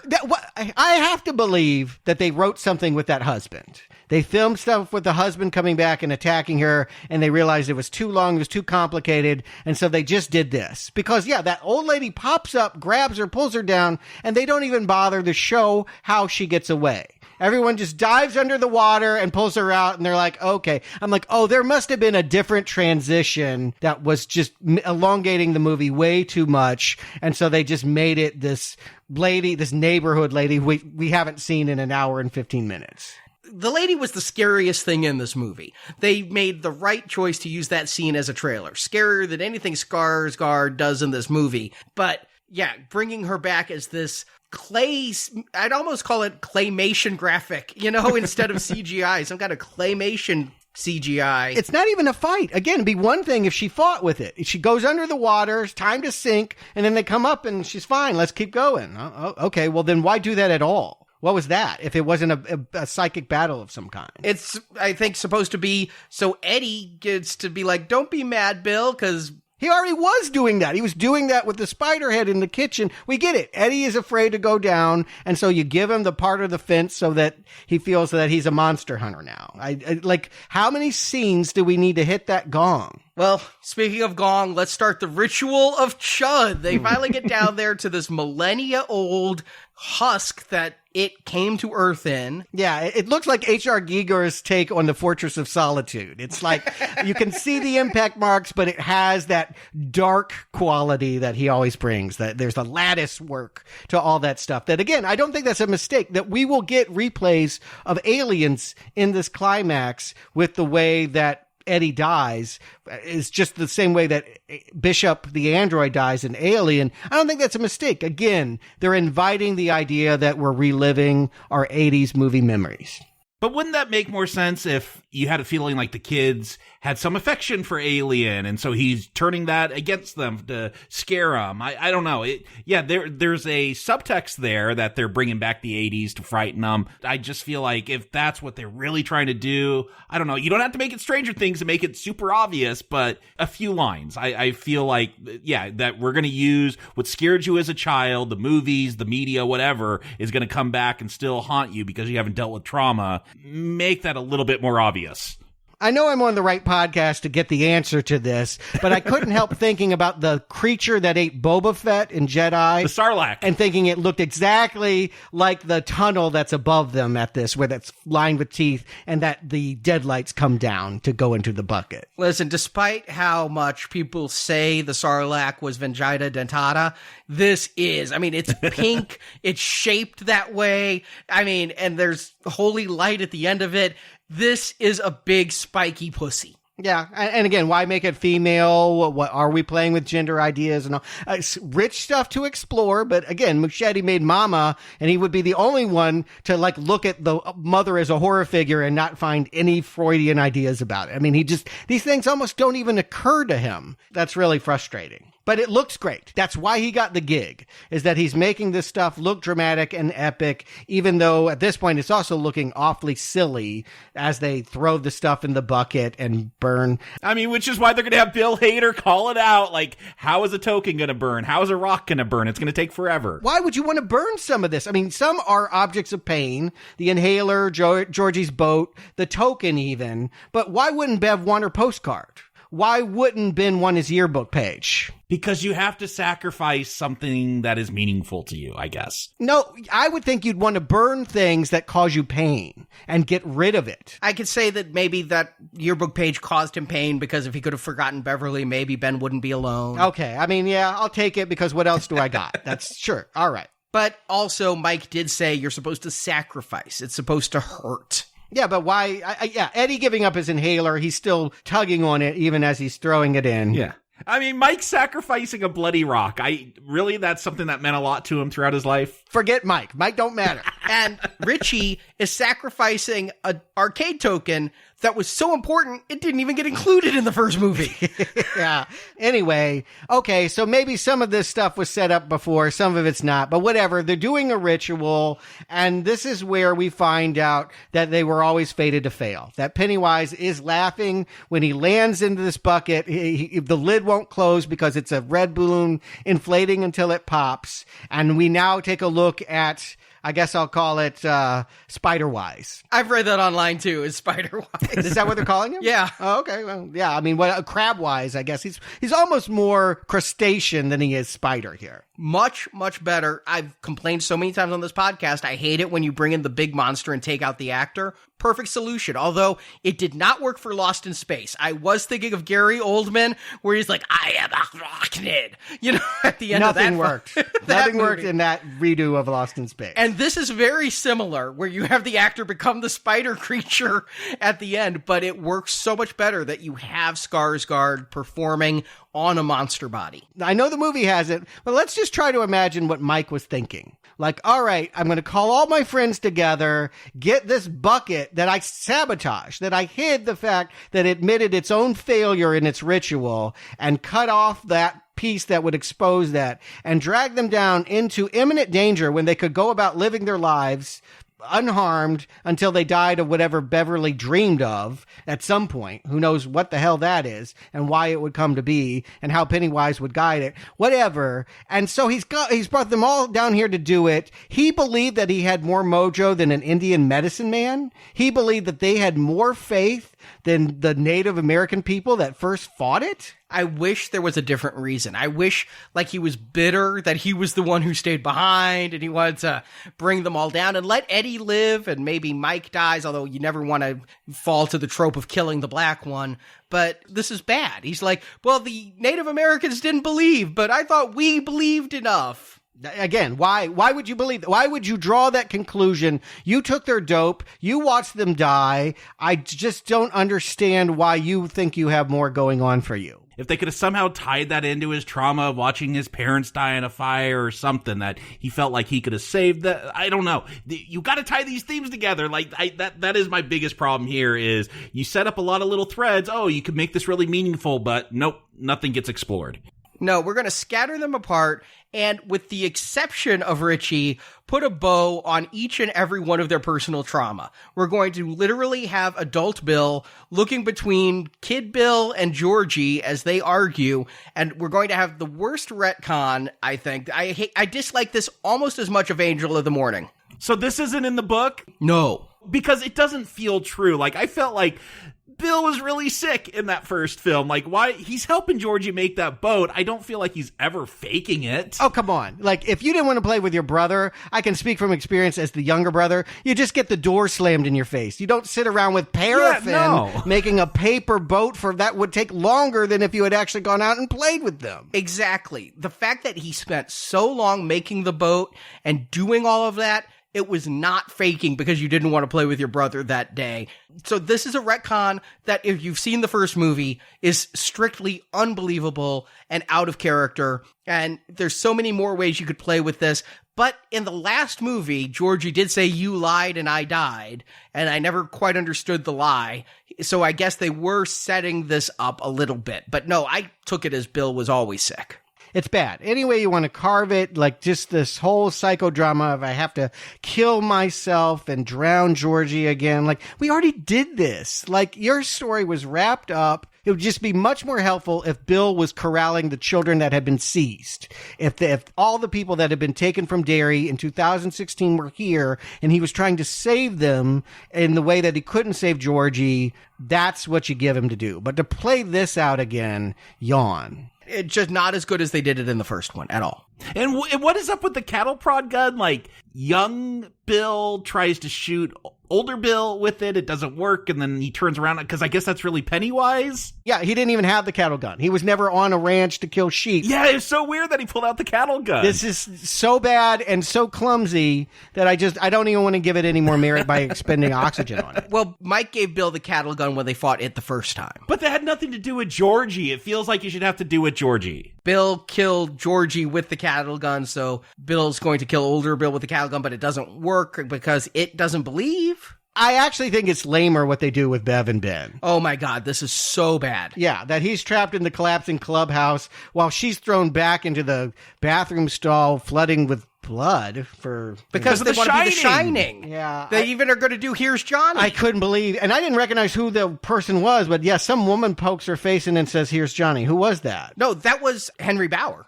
Oh, it was Henry. That mullet made you think it was a woman. Okay, yeah, I guess Meg Ryan hair or something. I don't know what it was, but okay. Yeah, all of the fact that they've got to recite the goddamn poem again and say, I love you from across the dimensions stinks. It stinks so bad. Yeah, Ben, they don't even care. It's just like your clubhouse is going to collapse. Yeah, this clubhouse is collapsing. This whole thing is falling apart.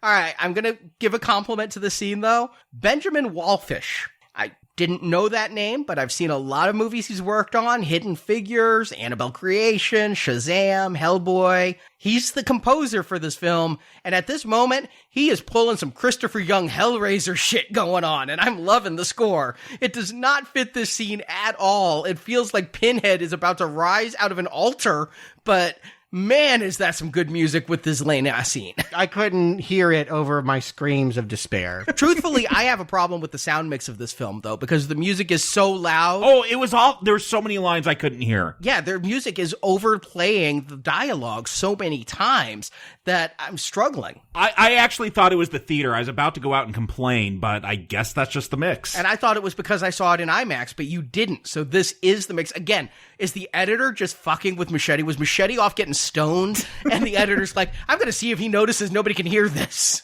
You know, which I guess is why Richie and Eddie, as stupid as their story is, like, it's the best one of the bunch when they're deciding which door to walk through. They're all not very scary by my calculation. Yeah, it's a callback to that first film, but I like the joke. They set up the whole thing with the little dog, and yes, we're going to see that little dog. And again, not a lot of jumps or screams, but a lot of laughs from the audience. And that lady, the screamer in my audience, screamed when the Pomeranian turned. I mean, I was just waiting for that. It's expected. But if the scariest thing that Machete can think of behind the very scary door is a bunch of tap dancing legs with no body, he should go make an Annabelle movie, right? Like, these are lame ideas of fear.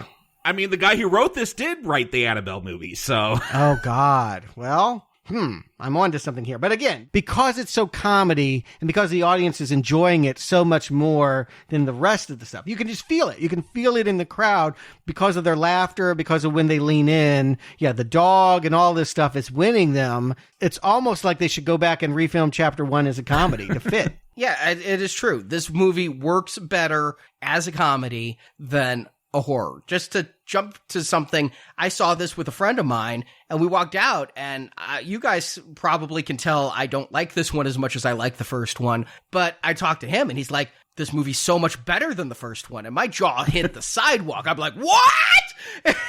I mean, that actually kind of doesn't surprise me. I see, that first one tried to be a horror movie. I didn't find it very scary, but I could see why horror people would like it. This one, I can't judge this one as a horror movie. It does feel like it's just more comedic. Ghostbusters 3, as you said, Stuart, I think that's the perfect description. And that was what he said. He said that he liked laughing and he liked the jokes in this one, whereas the last one was horror, and he doesn't like horror as much as comedy. Yeah, and Hader's doing a great Bruce Campbell here. Like, when he gets caught in the deadlights and has that jaw agape and is floating and all that, I'm like, oh, that's Evil Dead 2. I remember that moment. And it looks like he's fighting the Beetlejuice worm. Maybe it's all the claymation that I've been thinking Tim Burton, but when it is in that snake form with the vagina dentata mouth with a hole in the back of its head, I'm just thinking the Beetlejuice worm, specifically because of the pointed beak. It felt more Beetlejuice than Dune. Yeah, the way its face opens up into a mouth, yeah. Right. And so, again, we're encouraged to laugh. I don't think it's almost like the director would be upset if you were screaming in fear. Like, no, this is funny stuff and enjoy it as stuff. Maybe that's the point, is that if you can laugh at trauma, that you become a clown and you're not a killer clown anymore. But here, it could be that you want to laugh and take us off our guard, and we're sitting back because Richie's yelling, yippee-ki-yay, motherfucker, and then getting caught in the deadlights. Eddie throws the spear, thinks he's killed it, obviously not, and so we're off guard, we're laughing, and we're then really upset when Eddie gets stabbed for the second time in this movie, this time through the chest by Pennywise. There's no way he should be alive unless he is an android, like in Aliens. Like, I thought at some point that they're just going to drag him out of there, and he's going to be, I'm like, he has a hole through him, not just a puncture going one way. His lungs are destroyed, his heart's been stabbed, like, he's instantly dead. This is where I start fantasize about the turtle coming out and putting on a condom. Like, I'm like, can we just gangbang it now? Condom. Just do the gangbang. Let's just all get down in it, because this is, like, as ridiculous as it has become. Like, this is just so stupid. There was a brief moment when they're down there and the ritual doesn't work that I did think the adults might gangbang as a way to form unity. I made a joke when they all climb into that photo booth as kids. I'm like, oh, here's the gangbang scene. It couldn't be worse. Honestly, you do need a force. If we're getting to the elemental idea that the only way to fight evil is to deny its existence, something needs to be guiding them, and it needs to be better than Eddie saying, oh, that was the point of the leper attacking me, was I remember it getting smaller while I choked it, which we don't remember. We remember Angel in the Morning and a puke joke that didn't land. Yeah, when he said it got smaller, I'm like, it did? Barely. I looked the second time, and it was taller than him. It was taller than him at first, and by the end of it, it was shorter than him. It was a subtle difference, but I don't know why he would remember to say that in his dying breaths. That's stupid. It makes no sense, but it does tell them that the best way to defeat your fears is to form a Twitter mob and insult somebody until they run away. Here's the thing. Conceptually, okay, they're the losers clubs. They know what it feels like to be small because they were picked on and made fun of as kids. Richie still got his issues with his sexual identity. Like, okay, I get that. They're, again, a good theme. And then they're going to attack Pennywise and make him feel small because they know what it, but maybe I mixed it because the mix was so bad. I couldn't really hear what they're yelling. I heard like something like, you're just a clown, but I would think they'd bring up their own trauma and project that onto Pennywise. Like they're attacking the abusive father, the abusive mother, whatever, traumatized them, project that onto Pennywise and attack those fears. But from what I can hear from the sound mix, they're just making fun of him because he's a clown. There is in the visuals a changing of his face. He will become the mummy. He will become Beverly's dad. He also turns into the painting, though, that Stan was afraid of. Here, this is actually something I don't like, is I've seen this happen in my own life. Somebody I knew was bullied as a kid, and then they reached high school and found a class of people weaker than them, and they became a bully to those weaker than them. Yeah, I mean, that's the story of bullies. It's not like they start out that way. Somebody hurt them. And that's not a happy ending, that these kids who've been bullied turn around and bully the clown until he's, I know there's the good thing. You stand up to bullies because theoretically bullies are just cowards. Now, sometimes they're strong cowards who can hit you really hard, but they say stand up to the bullies. Don't just run away. Don't let them bully you. But here they're bullying the bully, and that's not a triumph. And again, it felt like just a whole bunch of, I couldn't get over my mind of a social media mafia attacking somebody until they cancel their Twitter account. I felt as bad for Pennywise as I do for Kelly Marie Tran. Here would have been a more bold choice. In their modern life, instead of being traumatized or not, whatever you want to say about what was happening, what if they had become Pennywise? What if they had been infected and in their daily life running these companies, they were brutal, they were awful, they were hurting and slapping their kids. I mean, that's makes them harder to like, but it's also, I think, probably more relatable to cycles of violence and abuse. I don't know how that helps them beat Pennywise, but yeah. Again, the Pennywise is not a great setup for fighting what they've been battling. I don't even think that this story leads to a satisfying conclusion about letting go of their trauma.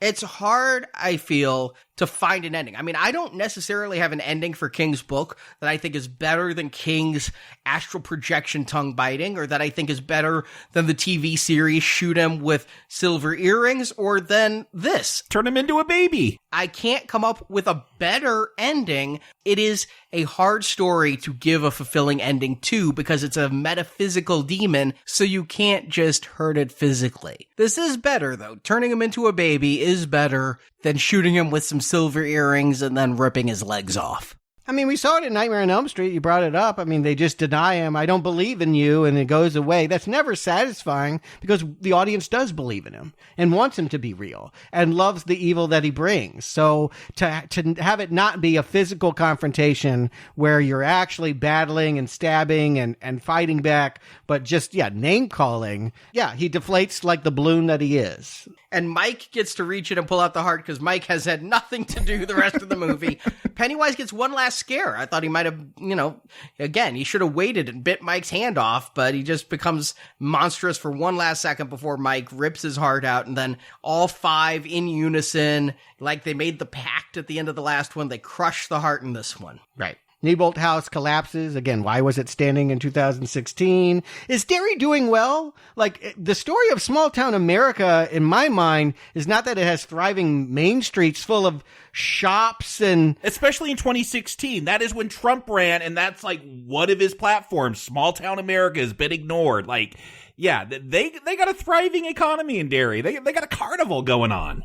Yeah, I felt like there was a real mixed idea about whether the town was doing well or projecting doing well, or whether it was like Neibolt House, barely standing and needed a push to totally collapse. It doesn't even necessarily feel like a small town when you have a butcher and all of these things going around. They got a parade going on. Yeah. And, I think about the small town outside of St. Louis that is a very affluent small town, and its business comes only at Christmas. They become like a Christmas village for that period of time. And then the rest of the year, they don't have a whole lot of income, but they make enough in December to last them all year. And they don't have, most of them don't work in the city. They work there. So there are small towns that find their niche and thrive. Maybe they open the carnival and that's why they're still there. Maybe this carnival is going to be part of the Stephen King-averse and we're going to have the Dead Zone where Johnny spins the Wheel of Fortune while Bill runs into the fun house. No doubt this whole thing felt like King threw every idea he had ever had into a blender. This is a way of summing up everything that we've ever seen in a Stephen King book and then having them be free and say, I'm moving on. I'm jumping over the cliff. I'm going to baptize myself and move on as an adult. What is the last thing Pennywise says to them? You look like adults. You finally let go of all that childhood trauma and that childishness to do horror, and you're going to go on and do great different things. So with Pennywise defeated, first of all, Richie is distraught over Eddie, and so now we know who the other initial was, obviously. And surprisingly, nobody else is upset over Eddie. It's only Richie who's upset that they lost one of their own. They didn't even try to take that body out with them. Come on, you don't leave your fallen brothers behind. We gotta go make out. Bev and Ben have now ready to get it on. She realized when he burned that yearbook page exactly who had written the poem. And they go jumping into that water in the quarry. They talk about how dirty it is, and then Ben and Beverly are going to make out under the water. I'm like, that water's getting in their mouth. That is unhealthy. That is not a romantic kiss. Yeah. If you've ever kissed underwater, it's wet. It fills your mouth. Yeah, I told my wife, I'm like, that's not how kissing underwater works. Yeah, but I was a little bit bummed because I imagine that one or more of the actors had a modesty issue. Yeah, they're not in their underwear. The kids were okay to strip down to tighty-whities. These adults only take off their shoes. The men don't even take off their shirts. But this is obviously a baptism, a rebirth. When Bill is shown for the first time in the water with his head coming up out of it, it's clumsy. It is a clumsy way to say this, that they are now reborn as new people.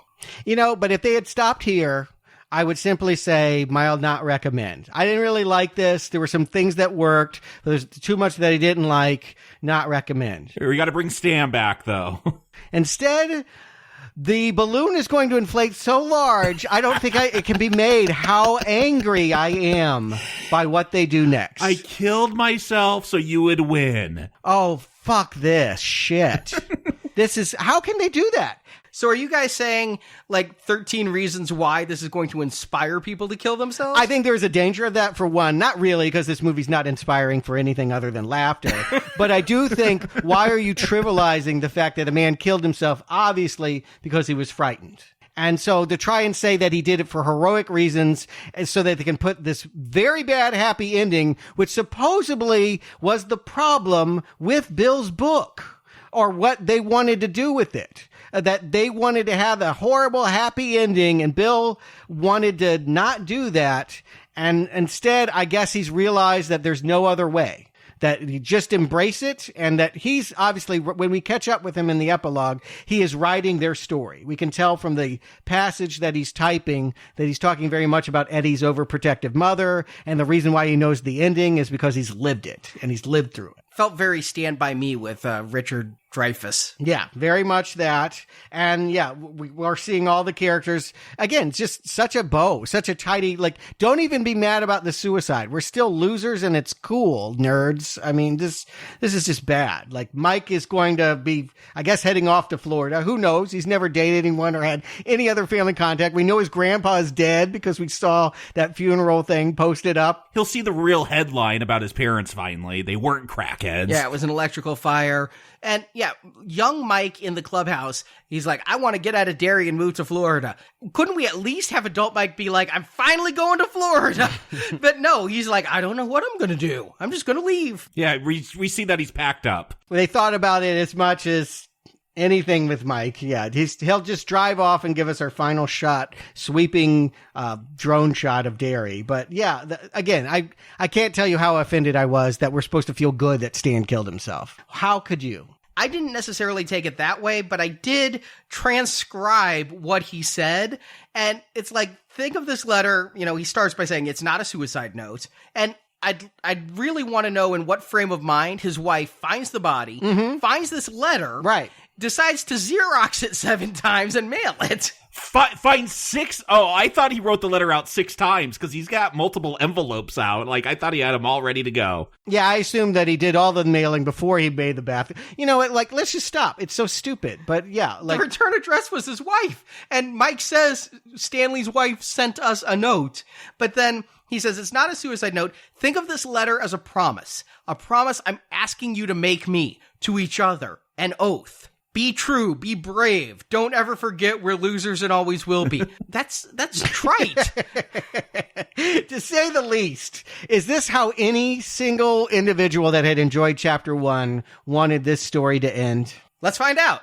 Jacob, Stuart, do you recommend it Chapter 2? Jacob. You remember with the 90s TV movie, I'm like, well, even if I like that one, it's not really recommendable because unless this one really shits the bed, there's going to be a better version. And oh boy, does this one come close, Chapter 2. Like, they just can't do the adults. I don't know what it is. But when I sit down and watch this one, I don't know, it's not scary. And my frustration with Chapter 1 was that tried to be a horror movie and it just didn't work for me. It wasn't scary, but I could see there's horrific images and they're playing to those tropes of the horror film. This one, I had flashbacks to The Last Jedi where I was just like, wait, what are we doing here? We're doing comedy all of a sudden? And I love Bill Hader. I love what he does in this film, but Angel of the Morning, like that is a weird moment, and there is weird tonal issues with this film. With Chapter 1, I just didn't find it as scary as many did. This one, I don't think anyone's supposed to find it scary, and I think you're onto something with your friend Arnie that, yeah, if someone just wants a comedy horror, something that's more funny than scary, I think this one works pretty well. Because I don't have the attachments to the book, like when I sit down and watch this, okay, it's got some laughs, it's got some moments that might be scary to people. Like it's got some neat visuals. I think if you're the age of the kids from the first film watching this, you're gonna like it. If you're 12, 13, yeah, this is a entertaining movie. I don't know. It's again because I don't have a whole lot of attachment to the book. I kind of just take this movie as it is. Again, some decent scares, some decent visuals of frightening things. I like Pennywise as the spider at the end. And yeah, I laughed during it. Like, it's entertaining as a comedy. So it's frustrating though. I feel your frustration, Stuart. I can't get that angry over it because I didn't love the book that much. I didn't love the original 90s TV series at all. So yeah, it's a weak recommend. It's going to be entertaining enough, I think. Stuart. Yeah, let's play Truth or Dare, shall we? Here's a truth, one I don't like to admit, but my high school English teacher was right. Stephen King is not a great writer. He is not disciplined enough to look at what works about the ideas he has and shape them in a good story. And his book, It, is most definitely a sloppy bitch. That is exactly how Richie characterizes him, and he is right. And so the dare is for a filmmaker to do the heavy lifting and throw out what doesn't work. It is for their responsibility to say, yeah, well, this made sense for a drunk writer who was processing his childhood trauma 27 years after the fact, but we don't need to be beholden to all of these details. We need to find the spine that will tell a truth for today's audience. And I thought Muschietti was telling us at the start of this movie he was that dude. But Muschietti lied and it died. Muschietti lied and it died. Muschietti died and it lied. Oh, I'm sorry. Muschietti lied and it died. And cutting the turtle is not enough. Yeah, he did throw out some stuff. He did reshape some things, in many cases to make it worse and more sentimental, I would add. That he wants to have his Shawshank in here is too bad. But yeah, what he did was essentially allow his comic actors and comic ideas hijack the material because he didn't believe in the horror of it anymore. He knew what he had been left with Chapter 2 wasn't scary. And so, yeah, they just decided to have a party, almost a self-parody of what they had done well with the first film. The best thing about Chapter 1 was that it understood childhood. It understood the 80s, the language, the look, how kids bond, how they fight, what made them scared. Chapter 2 doesn't understand anything about middle age. It doesn't understand anything about small town America. It doesn't understand anything about processing trauma. The kindest thing I can say is if you were dumb enough to say, okay, we're going to just film it the way that it was written by Stephen King in 1986, then I guess this is as best as it was going to be. But that is not good enough. Last week was good enough. This is not. Despite a few well-crafted jump scares, I think that it is a really big red balloon. Well, before I get to my recommend, I do always try to bring in Stephen King's point of view, and I think truth will be born with time, but he appears to absolutely love it. He hosted a screening in Bangor, Maine. I mean, he acted in this himself, and he has said nothing but positive about it. As for what I think, I love that first movie. Somebody said on Facebook that they thought I was just playing devil's advocate, that nobody could love Bill Skarsgård's performance that much. Bullshit. I love that performance that much. I never play a role on Now Playing. I play myself and say what I think. And I love that. And I'm not kidding. I was so hyped for this movie. Part of me was like, part 2 is going to be as good as part 1, and I want a new tattoo. I was like, I knew you were thinking about ink. I was thinking about some ink. I want a tattoo, and I thought a Pennywise would be really awesome. Oh, boy. So I'm like, but I'm smart. I'll wait to see part 2. Thank God. Now, while I'm in the movie, I'm seeing the good. Bill Hader especially. The light is bright on Hader. I mean, I've always liked Bill Hader, and then when I saw that video you mentioned, Jacob, where he came out and spoke to kids about his anxiety and really opened up, I respected him as a person, and this has made me a big fan of his. And my Chastain disdain did not bother me here. That's a good rhyme. I'm trademarking that shit. Yeah, I mean, you probably use it again. Let me put it that way. She's got more rotten eggs in her filmography. But she was really good here as the grown-up Bev. I don't think any of the adults were as good as the kids, but I think Bill Hader worked better than Wolfhard as far as the integration of the jokes, which felt out of place last time. He was trying too Wolfhard with those because it was a scary movie. Here, I'm laughing so hard. Remember what you said about when we were standing outside of this house, Richie? I don't want to die? No, you're lucky we're not measuring dicks.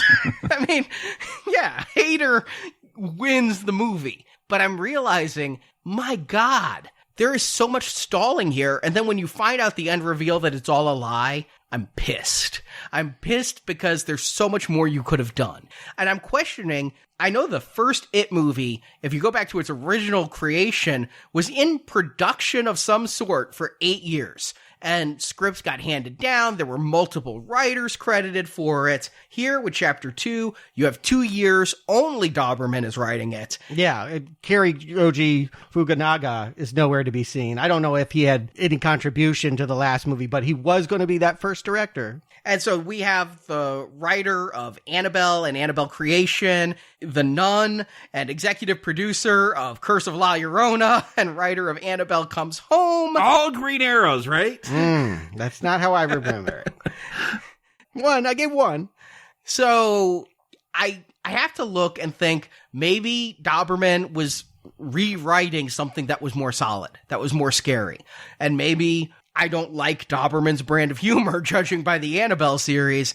And here, this isn't even like Annabelle. I mean, it's its own unique farce. But its biggest sin is it wanders aimlessly for so long that I thought about seeing this movie twice. I'm like, it's a 3-hour movie. I saw Endgame twice. Dense movie. Got to see it twice. When I walked out of there, I was like, I don't regret seeing it. There's good in this movie. This movie would be so much of a stronger recommend if it was like 110 minutes. Really. I mean, that's all that's great in this film is if you take out all of the artifact stuff and like you said, Stuart, you go from the kid to the fun house to the final climax and you have supporting characters. Make it like Star Trek. Kirk, Spock, and McCoy, you guys have arcs. Uhura, Sulu, sorry guys, you're just going to do a fan dance in this one. But there is enough here for me to give this a mild recommend. Yeah. I'm not so heartbroken as to say that this craps upon the first one. The first one, though, to me, was a modern horror work of genius. I just love the way things came together in that one. It's just such a fulfilling and fun horror watch in a type of horror we haven't gotten lately. You know, it kind of harkens back to the 80s slashers I love instead of the current Annabelle Conjuring that I don't. But here, it lost its way. It lost its heart. Would you guys imagine watching both chapters in one sitting? I mean, with breaks. I'm not saying like you can't go to the bathroom, torture session, but can you imagine one flowing into the second one in the same viewing experience? Well, since I did say Green Arrow, we'll move on and I'll say what Machete has said that he'd like to do. If this movie is successful enough and he has the juice with Warner Brothers, he would like to release it on digital or video in a 390-minute supercut, restoring deleted scenes from the first, deleted scenes from the second, and possibly even adding some new scenes that he didn't get to film, and have one movie. It would not intercut. It would not be like King's Story where you flashed from adult to kid. It would be the first movie and the second movie, but kind of like Coppola did with The Godfathers, to have one movie for 400 minutes. And I'd be interested in seeing it. I'm very curious how much it would work to go from 1 to 2, though. It feels like a double feature where you're going to watch The English Patient followed by Chevy Chase's Vacation.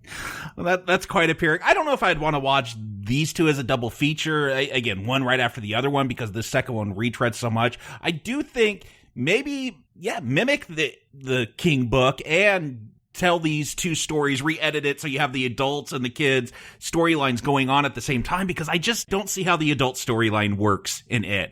We've seen 2 tries, and the kids are always better. And so, maybe if you have the kids bouncing off of and then going to see the adult stuff, that adult stuff will just work but flow better. I'm not saying I wouldn't watch it with an open mind. Maybe it's possible that I could like some of this, but I know one thing. I don't like the ending. No matter how he cuts it and whatever he does, however long he makes it, it will end badly. Oh, cut that suicide note, yeah. I promise you that.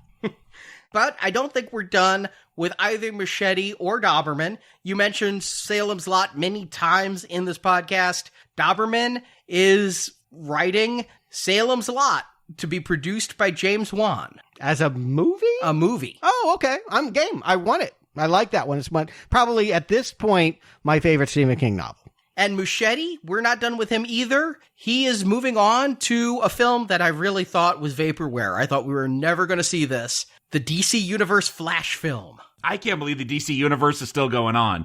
Are they using the same actor? As of now, what I read was Ezra Miller is still attached, although I did read an article that Lucas Till may take over. Well, that's the difference between a red arrow and a green arrow for me right now.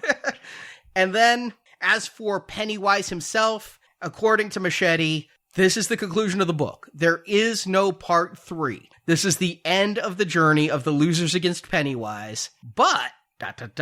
the mythology is very rich, and in King's book, Pennywise has been around for 1,000,000 years, so he's been in contact with humans for at least 500 years, and he comes back every 27 years. So if you go back and back and back, there's a lot of drama. Yeah, I just don't know if you're going to get a lot of success out of period pieces. Like, the Western Pennywise and Depression-era Pennywise. Well, it's all in Maine, so I could almost see The Witch, but instead of a witch, it's Pennywise.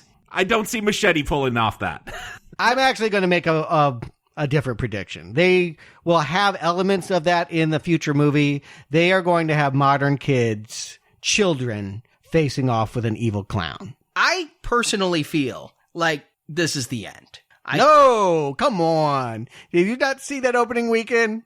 It doesn't even matter if it doesn't hit the greatest of expectations. It's too much money to walk away from the table, Arnie. But they got Dr. Sleep. They can make money in other ways than It 3.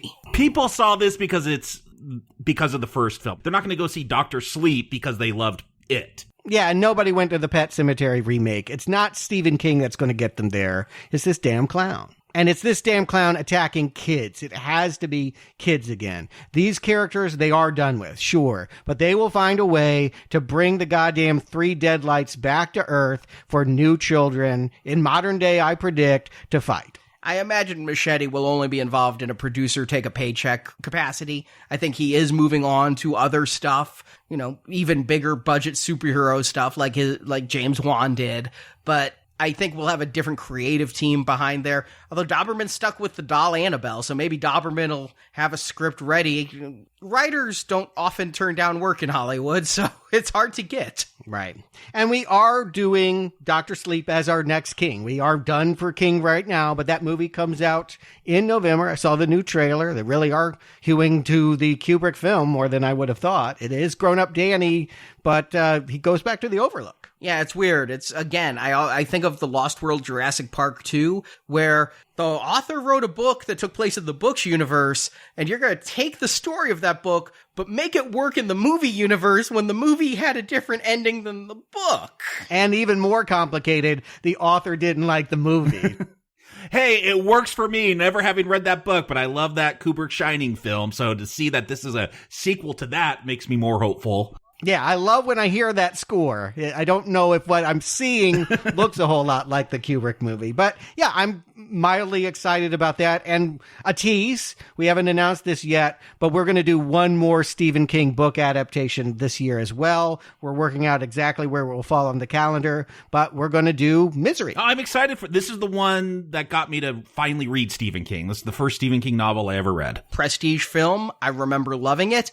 I don't remember the last time I saw it, honestly. I've seen the stage play more recently than the movie. Yeah, I'm excited to hear about that. Bruce Willis. Bruce Willis? What is that about? Yeah, on Broadway, no less. With Laurie Metcalf. Yeah, she's good. She's made for Broadway. Him? I got questions. Can't wait for that. But yeah, I remember the book. I remember the movie. And I think that'll be a fun show to talk about as we continue on. God knows there are still dozens and dozens of Stephen King novel adaptations to go. And as for what we're going to be doing the rest of the year, we're going to theaters a hell of a lot. Or sometimes we're going to, I guess, Apple for video on demand release. But if you thought It Chapter 2 was the end of summer movies and movie-going, not for us. 2 weeks from now, Rambo Last Blood. 2 weeks after that, Joker. 2 weeks after that, Doom Annihilation. Yeah. You going to theaters for that one? Yeah, I can't wait for that. No, I don't think so. I think that'll be showing up on some streaming service. Pick it up at the $5 bin at Walmart? $5 seems generous. And then we've got 4 new releases in a row. 3 from Hell, which we're reviewing about Halloween. We're doing it Halloween week, but it's showing up as a Fathom event next week, less than a week from when we're airing this recording. And in case you don't know what that is, because I didn't, Rob Zombie is back to conclude what he started with House of a Thousand Corpses, Devil's Rejects. Mm-hmm. Then Terminator Dark Fate. Okay, the newer trailer looked better than the first. Then Dr. Sleep, as Stuart mentioned, we're in mid-November. Then the week after that, Charlie's Angels. That's right. We're in between all of these releases. We're squeezing in a new retrospective series, Charlie's Angels. We needed something to fill the gaps. Jacob, Marjorie, and I will be back next week to discuss the TV pilot with Farrah Fawcett. Of course, the TV pilot. And then I'll announce one last retrospective, assuming King Kong vs. Godzilla does not get pushed later in the year as they have said they want to do. We're going to do all the King Kongs and all the Godzillas finally? All the King Kongs, yes. All the Godzillas, no.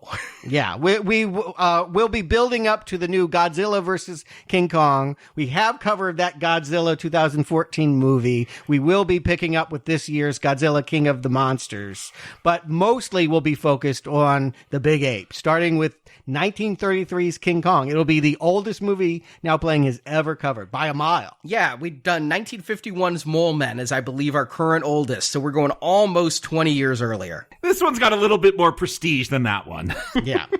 This also was probably a good time to announce what we're doing for fall donation. We have already finished summer of 1989. Yeah, we finished that off last Friday with The Abyss. And so people should know there's only 2 days left as of the release of this podcast in the spring donation drive. So if you want to hear the reviews of the Man with No Name trilogy and Once Upon a Time in the West and Once Upon a Time in America, that really do influence Tarantino's new Once Upon a Time in Hollywood, and all those reviews from 1989, Dead Poets Society, Honey, I Shrunk the Kids, Do the Right Thing, When Harry Met Sally, Parenthood, Sex, Lies, and Videotape, and yes, last Friday's The Abyss, plus the 4 Lethal Weapon reviews. As of Friday, the price goes up at Podbean, and they will no longer be available from us through the classic donation method. So you can head to nowplayingpodcast.com/donate and get up to 43 bonus reviews just under the wire.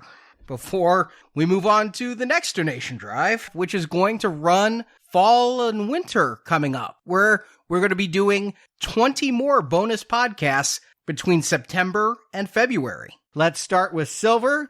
Get a little bit of horror in with I Am Legend. Yes, it was 3 movies, not just the Will Smith movie from 2007. It started with Vincent Price in the 60s, Charlton Heston in the 70s, and then building to the Will Smith movie. I thought that was a good intro to talk about Zombie Apocalypse, which is where Silver Level will end with Zombieland and the new Zombieland 2 Double Tap. And then after that, coming out in January is a reboot of The Grudge. So we will be building up to that at gold level with a review of all the Grudge films. Now, in case you're not aware, there's 12 of them. Yeah, we're going to double up some of those because the Japanese one, some of them are real short, only an hour long, but you will get 2 movies maybe some weeks and 1 movie when we do the American ones. So yes, from the beginning of November into the beginning of January, that's 2 months of The Grudge. And if you guys like this, we are considering its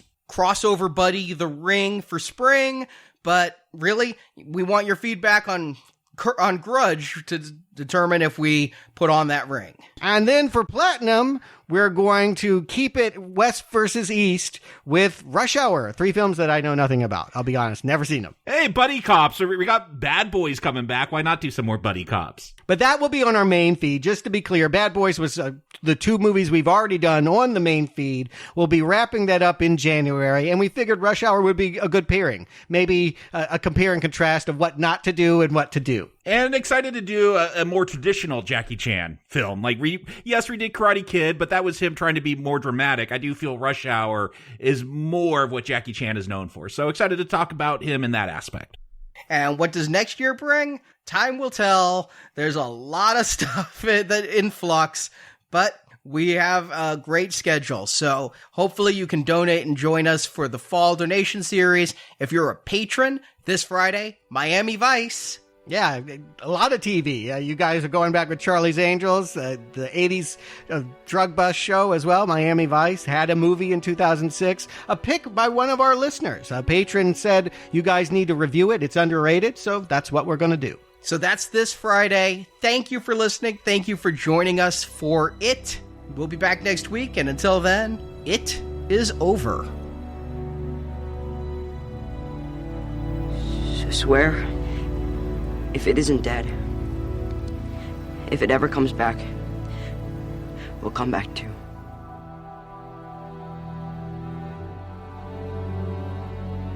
Thank you for listening to this episode of Now Playing. Come back anytime. Bring your friends. We hope you've enjoyed the show. You know, Eddie, it's been great. What? See you later. Okay, see you later. Bye, Eddie. Bye, Eddie. Bye. Now that you've heard the movie review, head to booksandnachos.com to hear Arnie's reviews and analysis of Stephen King's original novels. This isn't real enough for you, Billy. I'm not real enough for you. It wasn't real enough for Georgie. And also come back to NowPlayingPodcast.com each week for another new movie review. Don't you want it? Don't you want it? Don't you want it? Don't you want it? Don't you want it? Don't you want it? In the NowPlayingPodcast.com archives, you can find many more reviews of Stephen King films, including Sometimes They Come Back, The Lawnmower Man, Carrie, Salem's Lot, The Shining, Children of the Corn, and more. From what I hear, the list is longer than my wang. That's not saying much. In our archives are also reviews of film series such as The Avengers, Star Trek, A Nightmare on Elm Street, Friday the 13th, Scream, Transformers, and RoboCop. Find hundreds of movie review podcasts at NowPlayingPodcast.com. I never felt like a loser when I was with all you. Support from listeners like you help keep Now Playing operating. We were all together. That's why we're still alive. Well, I plan to keep it that way. You can find a link to donate using PayPal at the bottom of our website, nowplayingpodcast.com. I forgot. How could I forget? You can also join the Now Playing patron campaign through our Podbean site. Patrons of $10 or more get a new exclusive movie review every month, plus even more perks, including one where you can pick a movie for our hosts to review. Find the details on our website. I've got to do something. Help me. Now Playing Podcast is produced by Arnie Carvalho. You're working too hard, kid. Associate produced by Jason. You're doing fine. You can handle this. Now Playing is edited by Arnie. I know you're going to think this is crazy. I certainly think it's crazy. Now Playing credit narration by Brock. Do what you always do. Start talking. The opinions expressed on Now Playing are those of the individual hosts and may not reflect the opinion of Venganza Media Incorporated. They're gazebos. They're bullshit. Venganza Media Incorporated is not affiliated with the motion pictures reviewed or otherwise referred to herein. All movie clips and music included in this podcast are the intellectual property of their respective copyright holders. They are included here for the purpose of review and no infringement is intended. I guess so. Now Playing Podcast is an exclusive trademark of Venganza Media Incorporated and may not be used without the expressed written permission of Venganza Media Incorporated. All rights reserved. I'll drive you crazy and I'll kill you all. Now Playing is a Venganza Media production, copyright 2019, and no part of this show may be reproduced, repurposed, or redistributed without the written permission of Venganza Media Incorporated. All rights reserved. See you in your dreams.